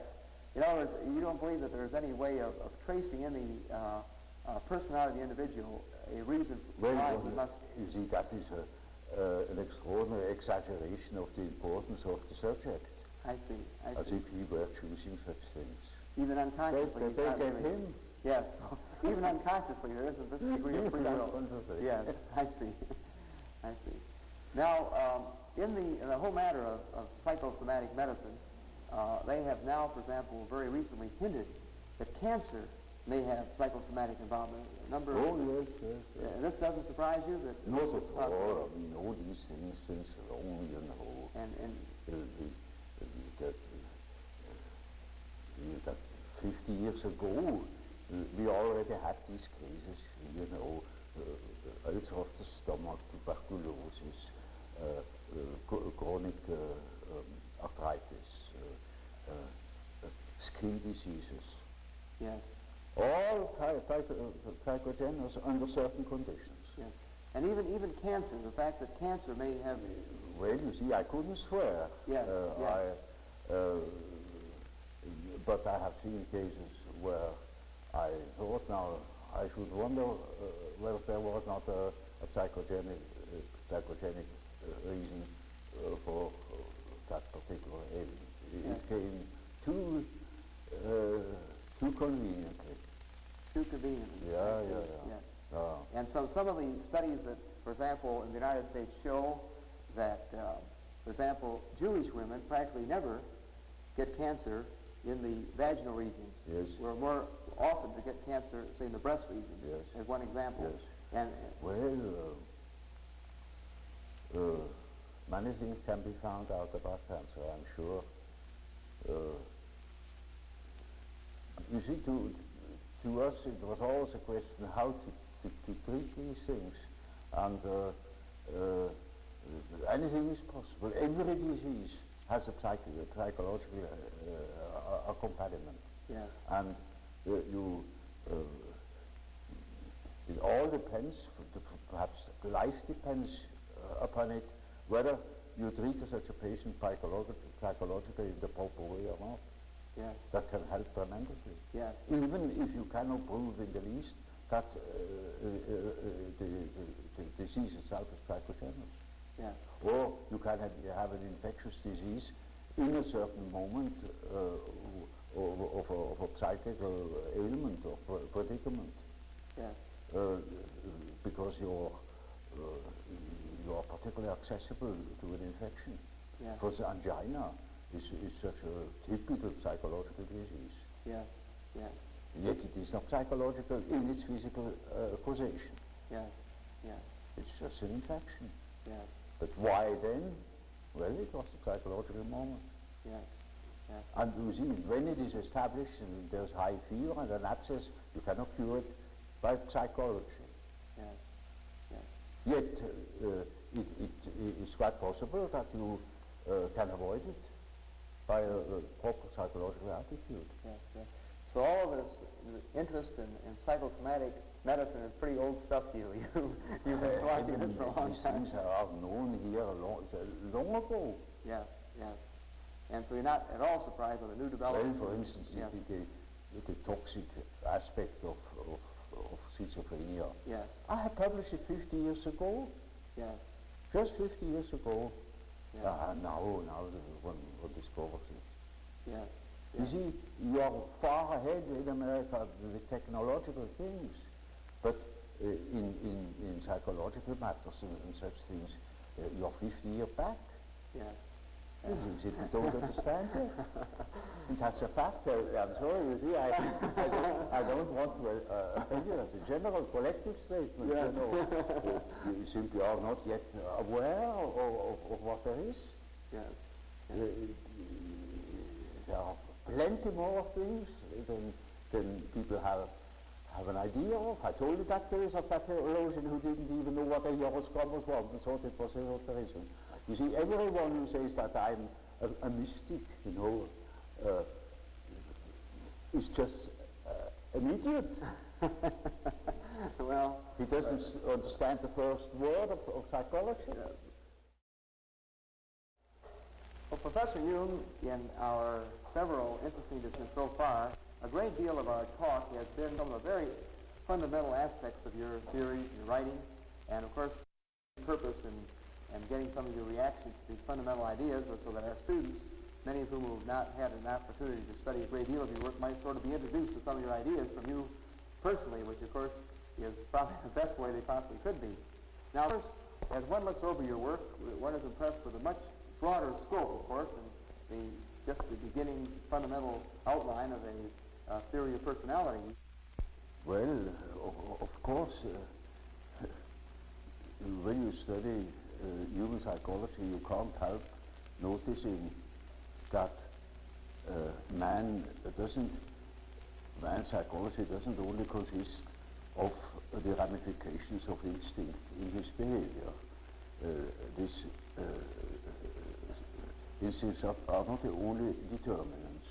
There are many others, and the study of man from his biological aspect only is by far insufficient to understand human psychology. It is absolutely necessary that you study man also in his social and general environments.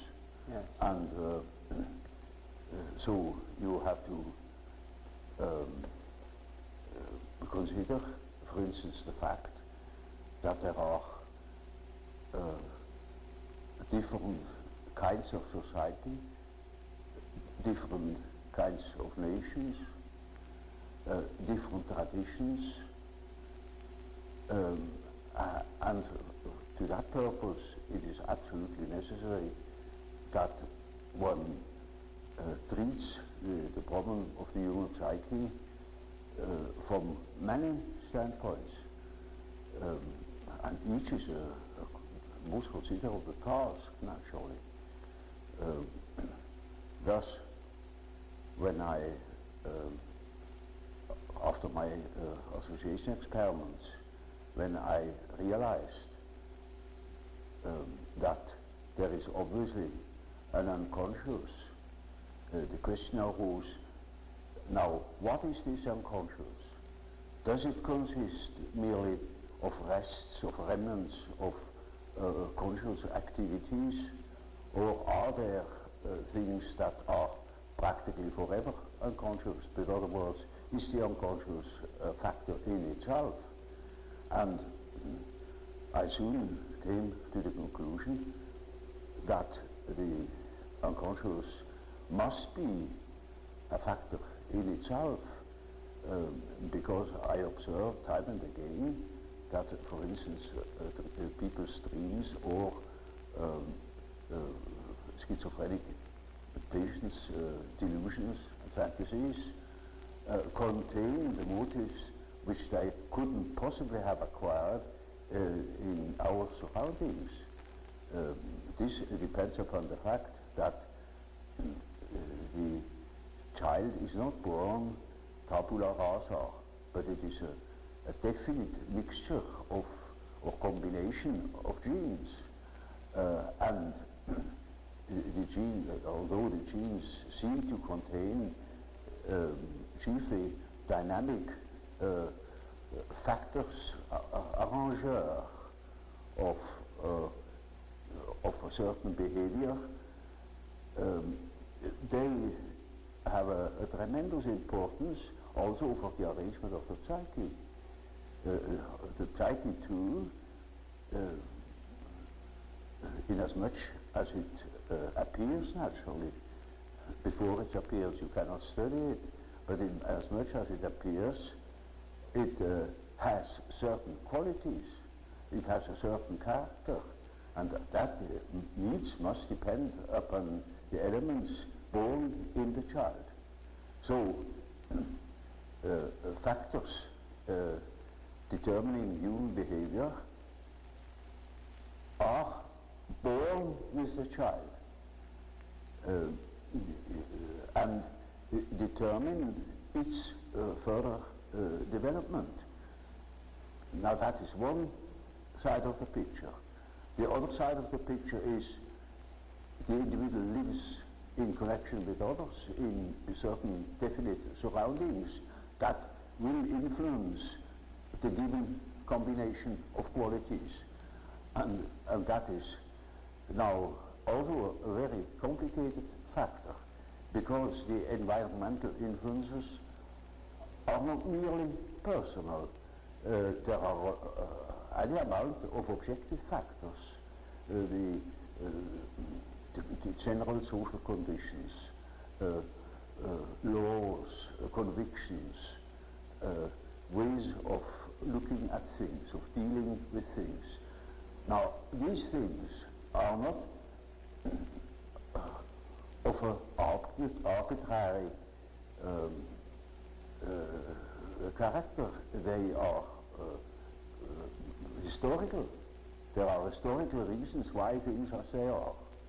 And as there are historical reasons for the qualities of the psyche that is born, there is such a thing as the history of man's evolution in the past eons.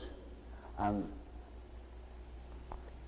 that shows that a real understanding of the psyche must consist in the elucidation of the history of the human race, history of the mind, for instance, as of the biological, exactly as the biological data. So when I wrote my first book concerning the psychology of the unconscious, I already had formed a certain idea of the nature of the unconscious. To me, it was then a living remnant of the original history of man, living in his surroundings. A very complicated picture. And my material then, my empirical material, was formed chiefly by lunatics, by cases of schizophrenia. And there I had observed that there are, chiefly in the beginning of a disease, invasions of fantasies into conscious life, fantasies of an entirely unexpected sort, most bewildering to the patient. He gets quite confused by these ideas, and he gets into a sort of panic because he never before has thought such things, that they are quite strange to him and equally strange to his physician. You see, the alienist is equally dumbfounded by the peculiar character of those fantasies.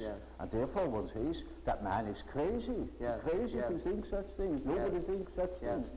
And the patient agrees in a way with him. If he would at least agree, or he does even agree. And all the more he gets into a panic. So, as an alienist, I thought it to be really the task for psychiatry to elucidate that thing that broke into consciousness, these voices, these delusions, and in those days, that is, mind you, more than 40 years ago, or almost 50 years ago, I had no hope to be able to treat these cases or to be able to help them, but I had a very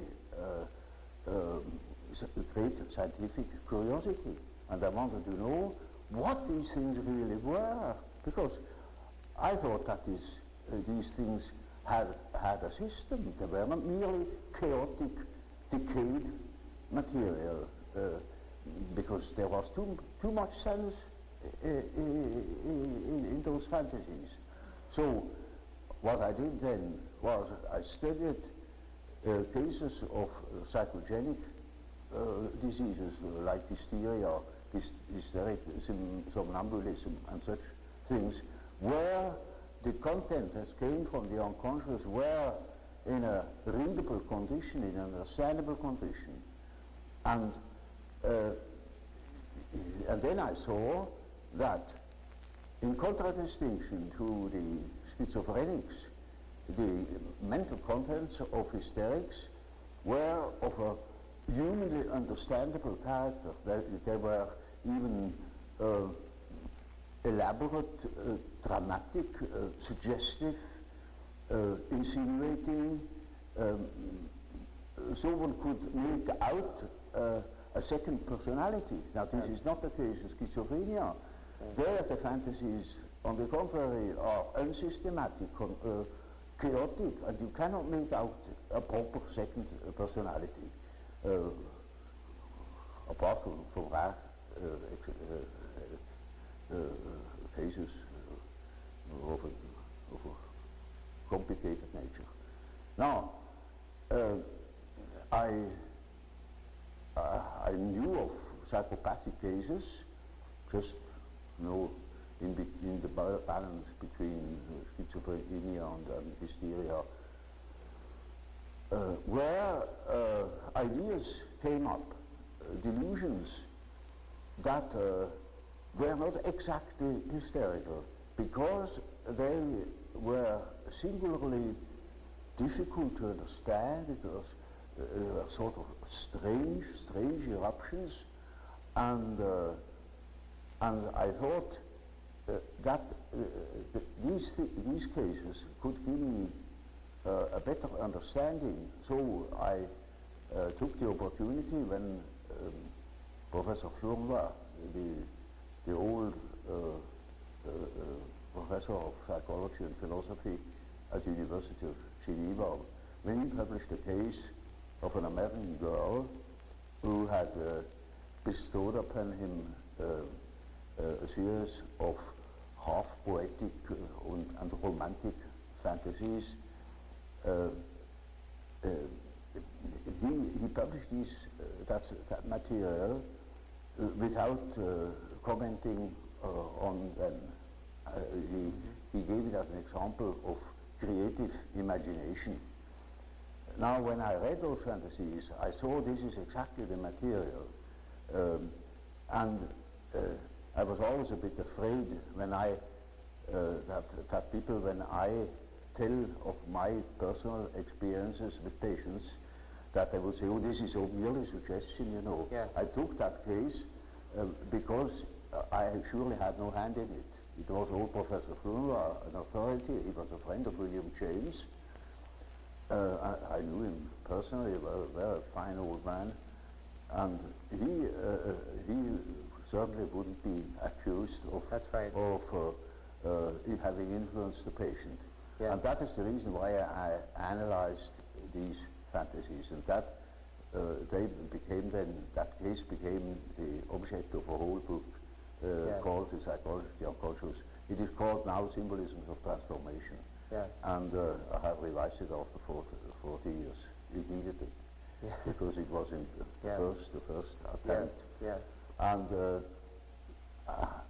there I tried to show that there is a sort of unconscious, I then simply called it the unconscious, that clearly produces things which are historical and not personal. Yes.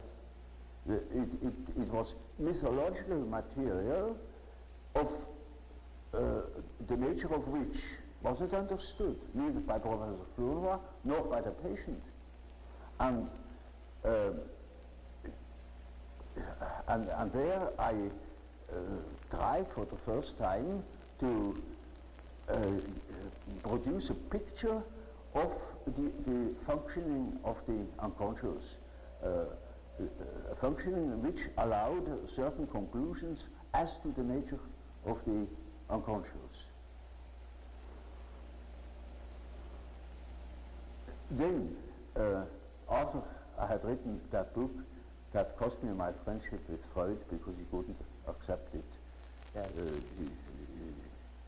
To him, the unconscious was a product of consciousness, yes. and it simply contained the remnants.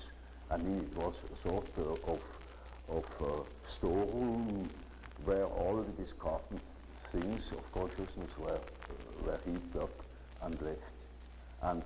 But to me, the unconscious then was already a matrix, a sort of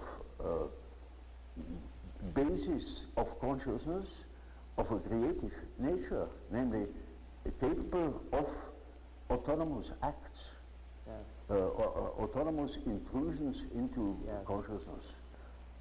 In other words, I took the existence of the unconscious for a real fact,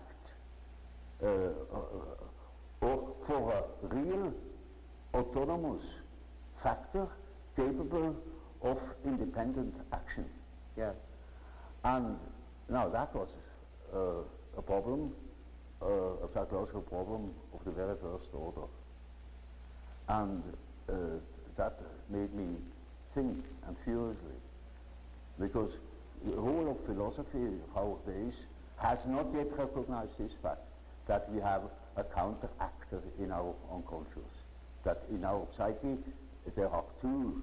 Consciousness is one factor, and there is another factor, equally important, that is the unconscious, that can interfere with consciousness any time it pleases. And of course I say to myself now, this is very uncomfortable, because I think I am the only master in my house, but I must admit that there is another somebody in that house that can play tricks. And I had to deal with the unfortunate victims of that interference every day in my patients. So the next thing I wrote was in 1918, namely a disquisition about the relations between the ego and the unconscious, where I tried to formulate the experiences that are more or less regularly observable in cases where consciousness is exposed to unconscious data, or interferences or intrusions, where the unconscious is considered as an autonomous factor that has to be taken seriously,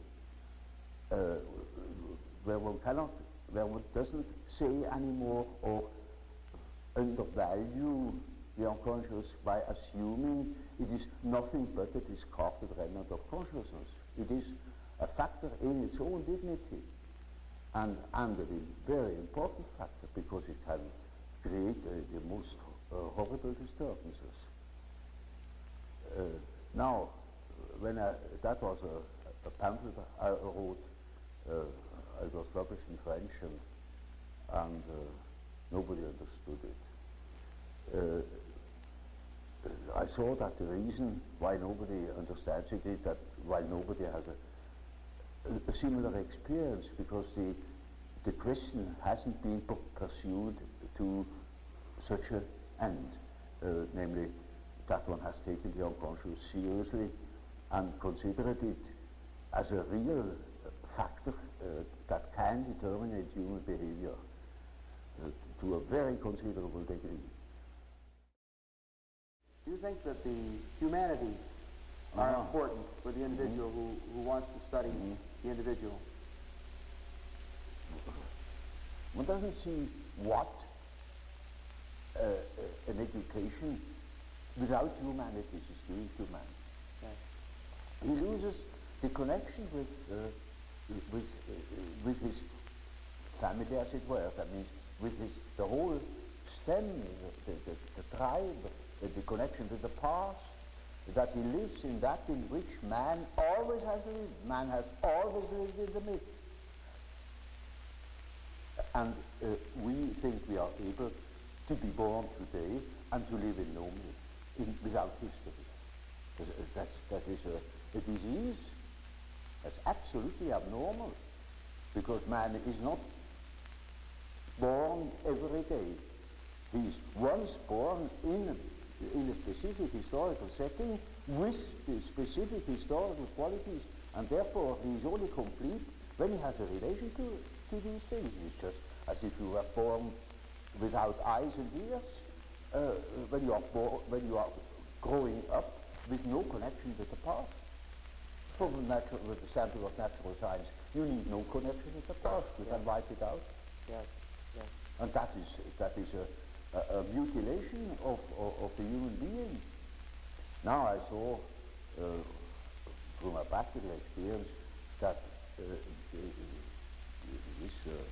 kind of proceeding had a most extraordinary therapeutical effect. I can tell you such a case. That was a young Jewish girl, and her father was a banker, and she had received an entirely worldly education. She had no idea of any tradition or so. And then I went further into her history and found out that her grandfather had been a tzaddik in Galicia, and when I knew that, I knew the whole story. That girl suffered from a phobia, a terrific phobia, and has been in a psychoanalytic treatment already with no effect. And she was really badly plagued by that phobia, anxiety states of all sorts.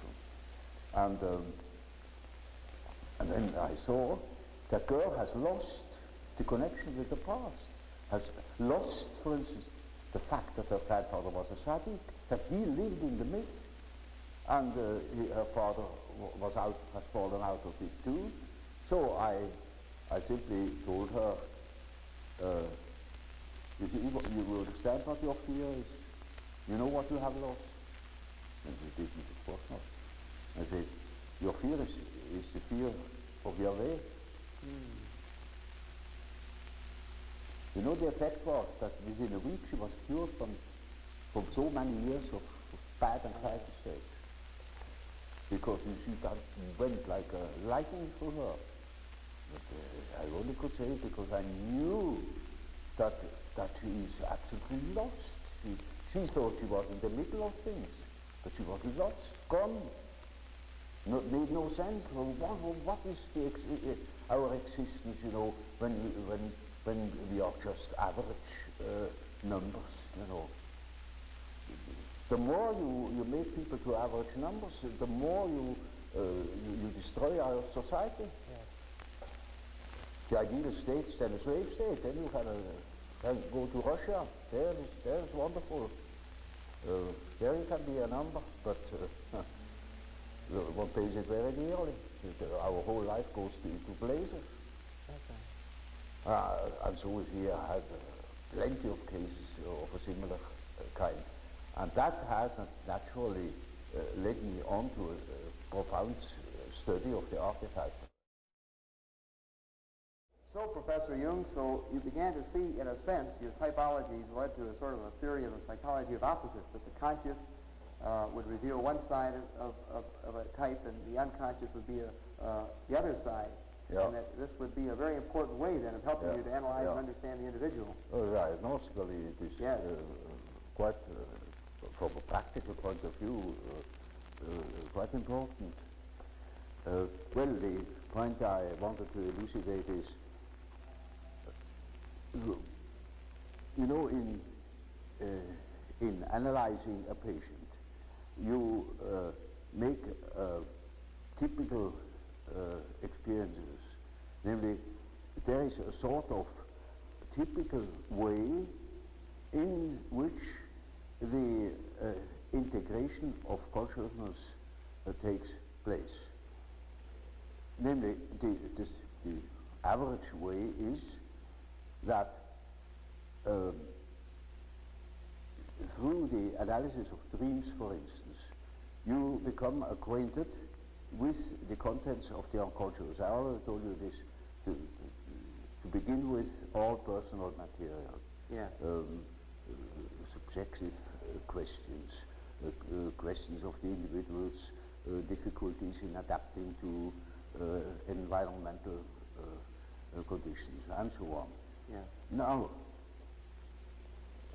it is a regular observation that when you talk to an individual, and this individual gives you insight into its inner preoccupations, interests, emotions, in other words, hands over his personal complexes, then you get slowly and nilly-willy into the situation of a sort of authority. Yes. A point of, you become a point of reference. You know you are in possession of all the important items in a person's development. I remember, for instance, I analyzed a very well-known American politician, and he told me, oh, any amount of the secrets of his trade. And suddenly he jumped up and said, by God, what have I done? You know, you get $1 million for what I have told you now. And I said, well, I'm not interested. You can sleep in peace, I shall not betray you. I forget it within a fortnight. Now you see, that shows that the things people hand out are not merely indifferent things. When it comes to something important, emotionally important, then they hand out themselves. They hand out a big emotional value, as if they were handing over a large sum, as if they were trusting you with the administration of their estate. Yes. And they're entirely in your hands. Yes. Often, I hear things that could ruin those people utterly if they're publicly known. Or it would give me, if I should have any blackmailing tendencies, unlimited power to blackmail them. Now you see, that creates an emotional relationship to the analyst. And that is what Freud called the platform. Yes. Which is a central problem of analytic psychology. It is just so as if these people had handed out their whole existence, and that can have very peculiar effects upon the individual. Either they hate you for it or they love you for it. Yeah. But you are not indifferent to them. And there is then a sort of emotional relation between the patient and the doctor. Yes. Now, when you hand out such materials, then these contents are associated with all the important persons in the life of a patient. Now, the most important persons are usually father and mother. Yeah. That comes up from childhood. The first troubles are with the parents as a rule. So, in handing over your infantile memories about the father or about the mother, you hand over also the image of father and mother. Then it is just as if the doctor had taken the place of the father, Yes. even of the mother. Yes. I had quite a number of male patients that called me Mother Jung, because they handed over the mother to me. Yes, yes. Curiously enough. Yes. But you see, that's quite irrespective of the personality of the analyst. It is simply disregarded. He functions as if he were the mother, or he functions as if he were the father, the central authority. And now that is what one calls transference. That's a case, a particular case of of projection. Yes. Now, yes. Freud doesn't exactly call it projection; he calls it transference. Yes. That is an allusion to the old and superstitious idea of handing over a disease, Yes. transferring a disease upon an animal, or handing over the sin upon a scapegoat, and the scapegoat takes it out into the desert and makes it disappear. Yes, yes. So they hand over themselves in the hope that I can swallow that stuff and digest it for them. And so I'm in loco parentis and have a high authority. Naturally, I'm also persecuted by the corresponding resistances, by all the manifold emotional reactions they have had against their parents. Now, that is the stuff you have to work through first in analyzing the situation, because a patient in such a condition is not free, he is the slave, he's utterly dependent upon the doctor, like a patient with an open abdomen on the operation table. Yes. He is in the hands of the surgeon for better or worse. And so the thing must be finished, and so we have to work through that condition in the hope that we arrive in a situation where the patient is able to see that I'm not the father or not the mother, that I am an ordinary human being. Now, everybody naturally should assume that such a thing would be possible. For instance, that a patient could arrive at such an insight when he's not a complete idiot, that I am just a doctor and not that emotional figure of their fantasies. But that is very often not the case. So I had a case that was an intelligent young woman. She was a student of philosophy, very good mind, where one could expect easily that she would see that I am not the parental authority. But she was utterly unable to get out of this delusion.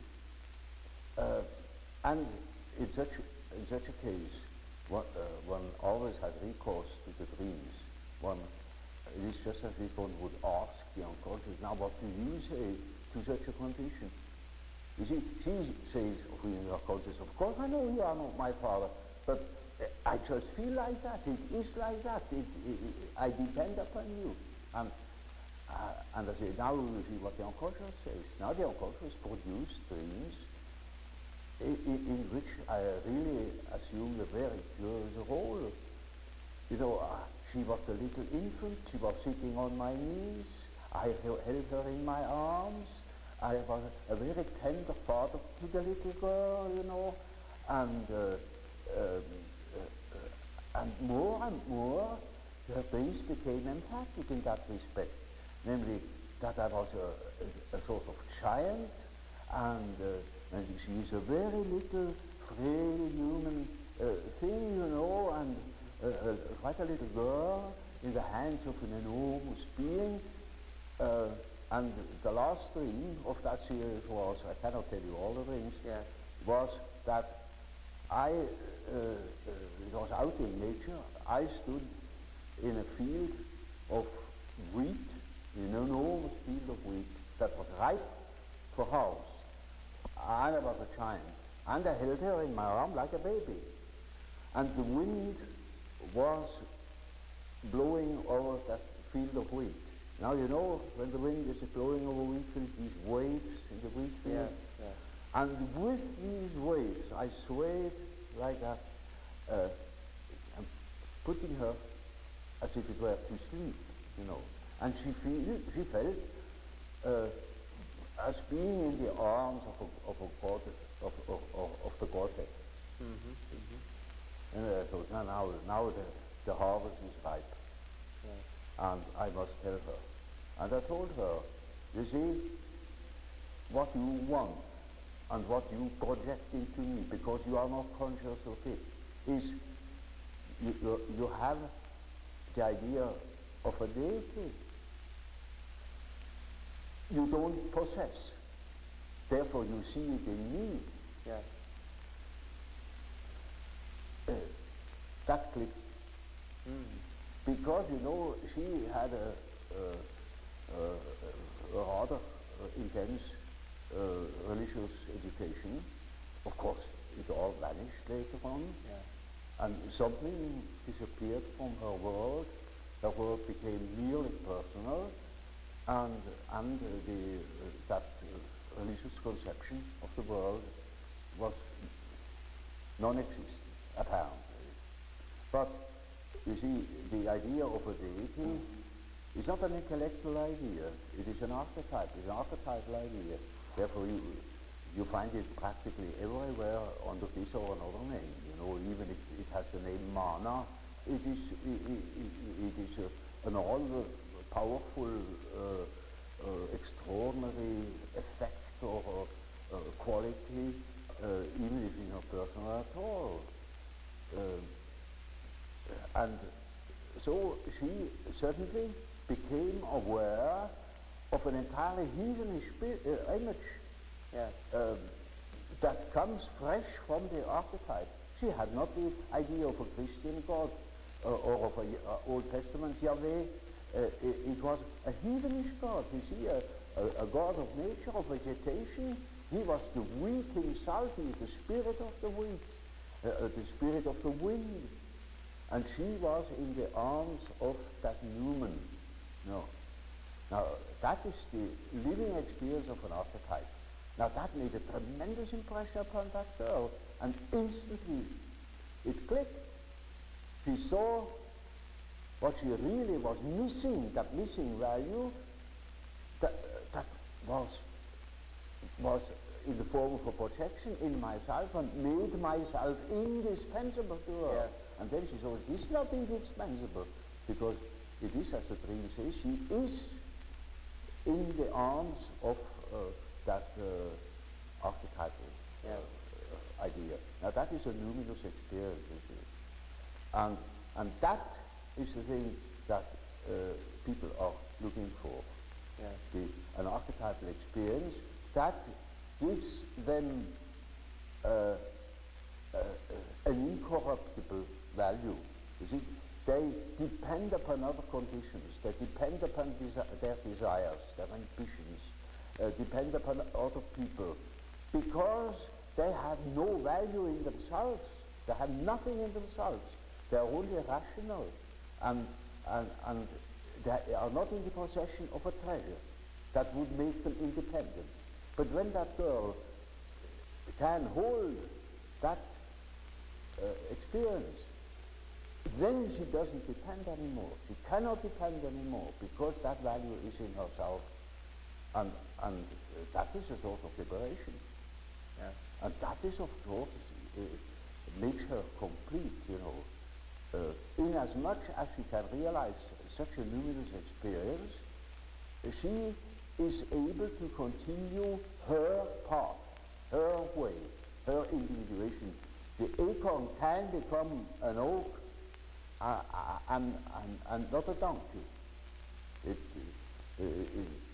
Nature will take her course. She will become that which she is from the beginning. Now, having seen such cases, quite a number of such cases, that of course has given me a motive to study the archetypes, because I began to see that the structure of what I then call the collective unconscious is really a sort of agglomeration of such typical images, of which each has a numinous quality, you know. The archetypes are at the same time dynamic. They are instinctual images that are not intellectually invented. They are always there, and they produce certain processes in the unconscious one could best compare with myths. That's the origin of mythology. Now, having seen such cases, quite a number of such cases, that of course has given me a motive to study the archetypes, because I began to see that the structure of what I then call the collective unconscious is really a sort of agglomeration of such typical images, of which each has a numinous quality, you know. The archetypes are at the same time dynamic. They are instinctual images that are not intellectually invented. They are always there, and they produce certain processes in the unconscious one could best compare with myths. That's the origin of mythology. Mythology is a pronouncing of series of images that formulate the life of archetypes. And so the statements of every religion, of many poets and so on, are statements about the inner mythological process, which is a necessity, because man is not complete if he is not conscious of that aspect of things. So, you see, a man is not complete when he lives in a world of statistical truth. He must live in a world of his biological truth. That is his biological truth. That is not merely statistics. It is the expression of what he really is, as what he feels himself. So you see, somebody without the mythology is merely an effect of statistics, as it were. It is an average phenomenon. And while the truth is, the carriers of life are individuals, not average numbers. Yes. Yet our natural science makes everything to an average, reduces everything to an average, and of course all the individual qualities are wiped out. That of course is most unbecoming. It is unhygienic. It deprives people of their specific values where they are individuals. It deprives them of the most important experiences of their life, where they experience their own value, maybe the creative background of their personality. Now, see, the trouble is that nobody understands these things apparently. It's just quite strange. Do you think that the humanities are important for the individual who wants to study the individual? One doesn't see what an education without humanities is doing to man. Yes. He loses the connection with his family, as it were. That means with the whole stem, the tribe, the connection with the past, that he lives in that in which man always has lived. Man has always lived in the myth. And we think we are able to be born today and to live in no myth, without history. That is a disease. That's absolutely abnormal, because man is not born every day. He is once born in a specific historical setting with specific historical qualities, and therefore he is only complete when he has a relation to these things. It's just as if you were born without eyes and ears, when you are growing up with no connection with the past. From with the standpoint of natural science, you need no connection with the past. You can wipe it out. Yes, yes. And that is a mutilation of the human being. Now I saw through my practical experience that this kind of proceeding had a most extraordinary therapeutical effect. I can tell you such a case. That was a young Jewish girl, and her father was a banker, and she had received an entirely worldly education. She had no idea of any tradition or so. And then I went further into her history and found out that her grandfather had been a tzaddik in Galicia, and when I knew that, I knew the whole story. That girl suffered from a phobia, a terrific phobia, and has been in a psychoanalytic treatment already with no effect. And she was really badly plagued by that phobia, anxiety states of all sorts. And then I saw that girl has lost the connection with the past, has lost, for instance, the fact that her grandfather was a tzaddik, that he lived in the myth, and her father has fallen out of it too. So I simply told her, you understand what your fear is? You know what you have lost? And she didn't, of course not. I said, your fear is the fear of Yahweh. You know, the effect was that within a week she was cured from so many years of bad anxiety states. Because she went like a lightning through her. But I only could say it because I knew that she is absolutely lost. She thought she was in the middle of things, but she was lost, gone. Made no sense. What is our existence? You know, when we are just average numbers. You know, the more you make people to average numbers, the more you destroy our society. Yes. The ideal state is then a slave state. Then you can go to Russia. There's wonderful. There you can be a number, but one pays it very dearly. Our whole life goes into blazes. Okay. And so we here have plenty of cases of a similar kind.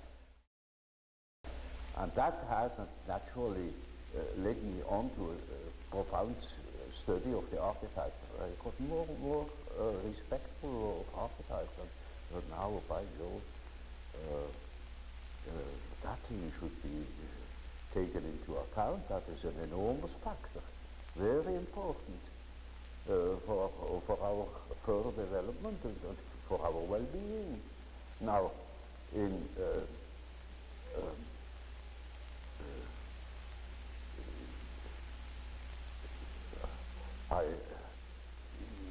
was of course difficult to know where to begin, because this is such an enormously extended field, and the next question I asked myself was, now where in the world has anybody been busy with that problem? And I found nobody, except a peculiar spiritual movement that went together with the beginnings of Christianity, namely the Gnostics. And that was the first thing I said, and then I saw they were concerned with the problem of archetypes and made a peculiar philosophy of it. As everybody makes a peculiar philosophy of it when he comes across it naively and doesn't know that those are structural elements of the unconscious psyche. Now they have lived in the first, second, and third century. And what was in between? Nothing. And now, today, we certainly fall into that hole and are confronted by the problems of the collective unconscious, which were then the same in 2,000 years ago, and we are not prepared to meet that problem. I was always looking for something in between, you know, something that linked that remote past with the present moment, and I found, to my amazement, it is alchemy. That is understood to be a history of chemistry. It is, one could almost say nothing less than that. It is a peculiar spiritual movement or philosophical movement. They call themselves philosophers, like Gnosticism. And then I read the whole accessible literature, Latin and Greek, studied it because it was enormously interesting. It is the mental work of 1,700 years in which there is stored up all they could make out about the nature of the archetypes in a peculiar way. That's true. It is not simple, and most of the texts are not published. No more published since the Middle Ages. The last editions are in the middle or end of the 16th century, all in Latin, and some texts are in Greek, and not a few very important ones. Now, that has given me no end of work, but the result was most satisfactory because it showed me the development of our unconscious relations to the collective unconscious, and the variations our consciousness has undergone while being unconsciously concerned with these mythological images. For instance, such phenomena as in Hitler or so, you know, that's are psychical phenomena, and we've got to understand these things. It is just as so as if a terrific epidemic of typhoid fever were breaking out, and we say, now this is typhoid fever. Isn't that a marvelous disease? It can take on enormous dimensions, and nobody knows anything about it. Nobody takes care of the water supply. Nobody thinks of examining the meat or something like that. One simply states that this is a phenomenon, yes, but one doesn't understand it. And to me, of course, it was an enormous problem, because it is a factor that has determined the fate of millions of European people and of Americans. It is nobody can deny that he has been influenced by the war. But that is all Hitler's doing, and that's all psychology. our foolish psychology. But you only come to an understanding of these things when you understand the background from which it springs. Yes. And so, of course, I cannot tell you in detail about about alchemy. It is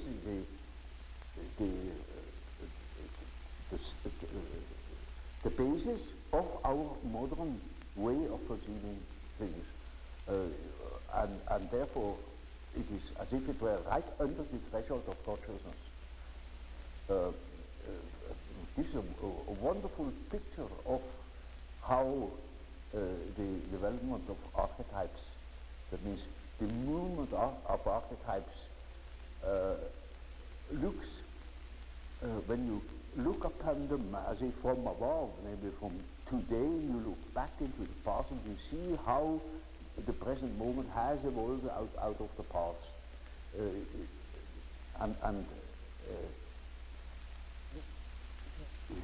It is just as if the alchemistic philosophy, it sounds very curious. We should give it an entirely different name. It has a different name called Hermetic philosophy. Of course, that conveys just as little as the term alchemy. Yeah. It is the parallel development, as Gnosticism was, to the conscious development, say, of Christianity, of our Christian philosophy, of the whole psychology of the Middle Ages.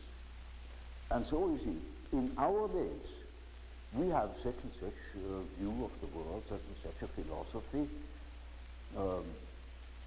but in the unconscious we have a different one. And that we can see through the example of the alchemistic philosophy that behaves towards the medieval consciousness exactly like the unconscious behaves to ourselves. And we can construct or even predict our the unconscious of our days when we know what it has been yesterday. Now that is, with a few words, the development of my ideas.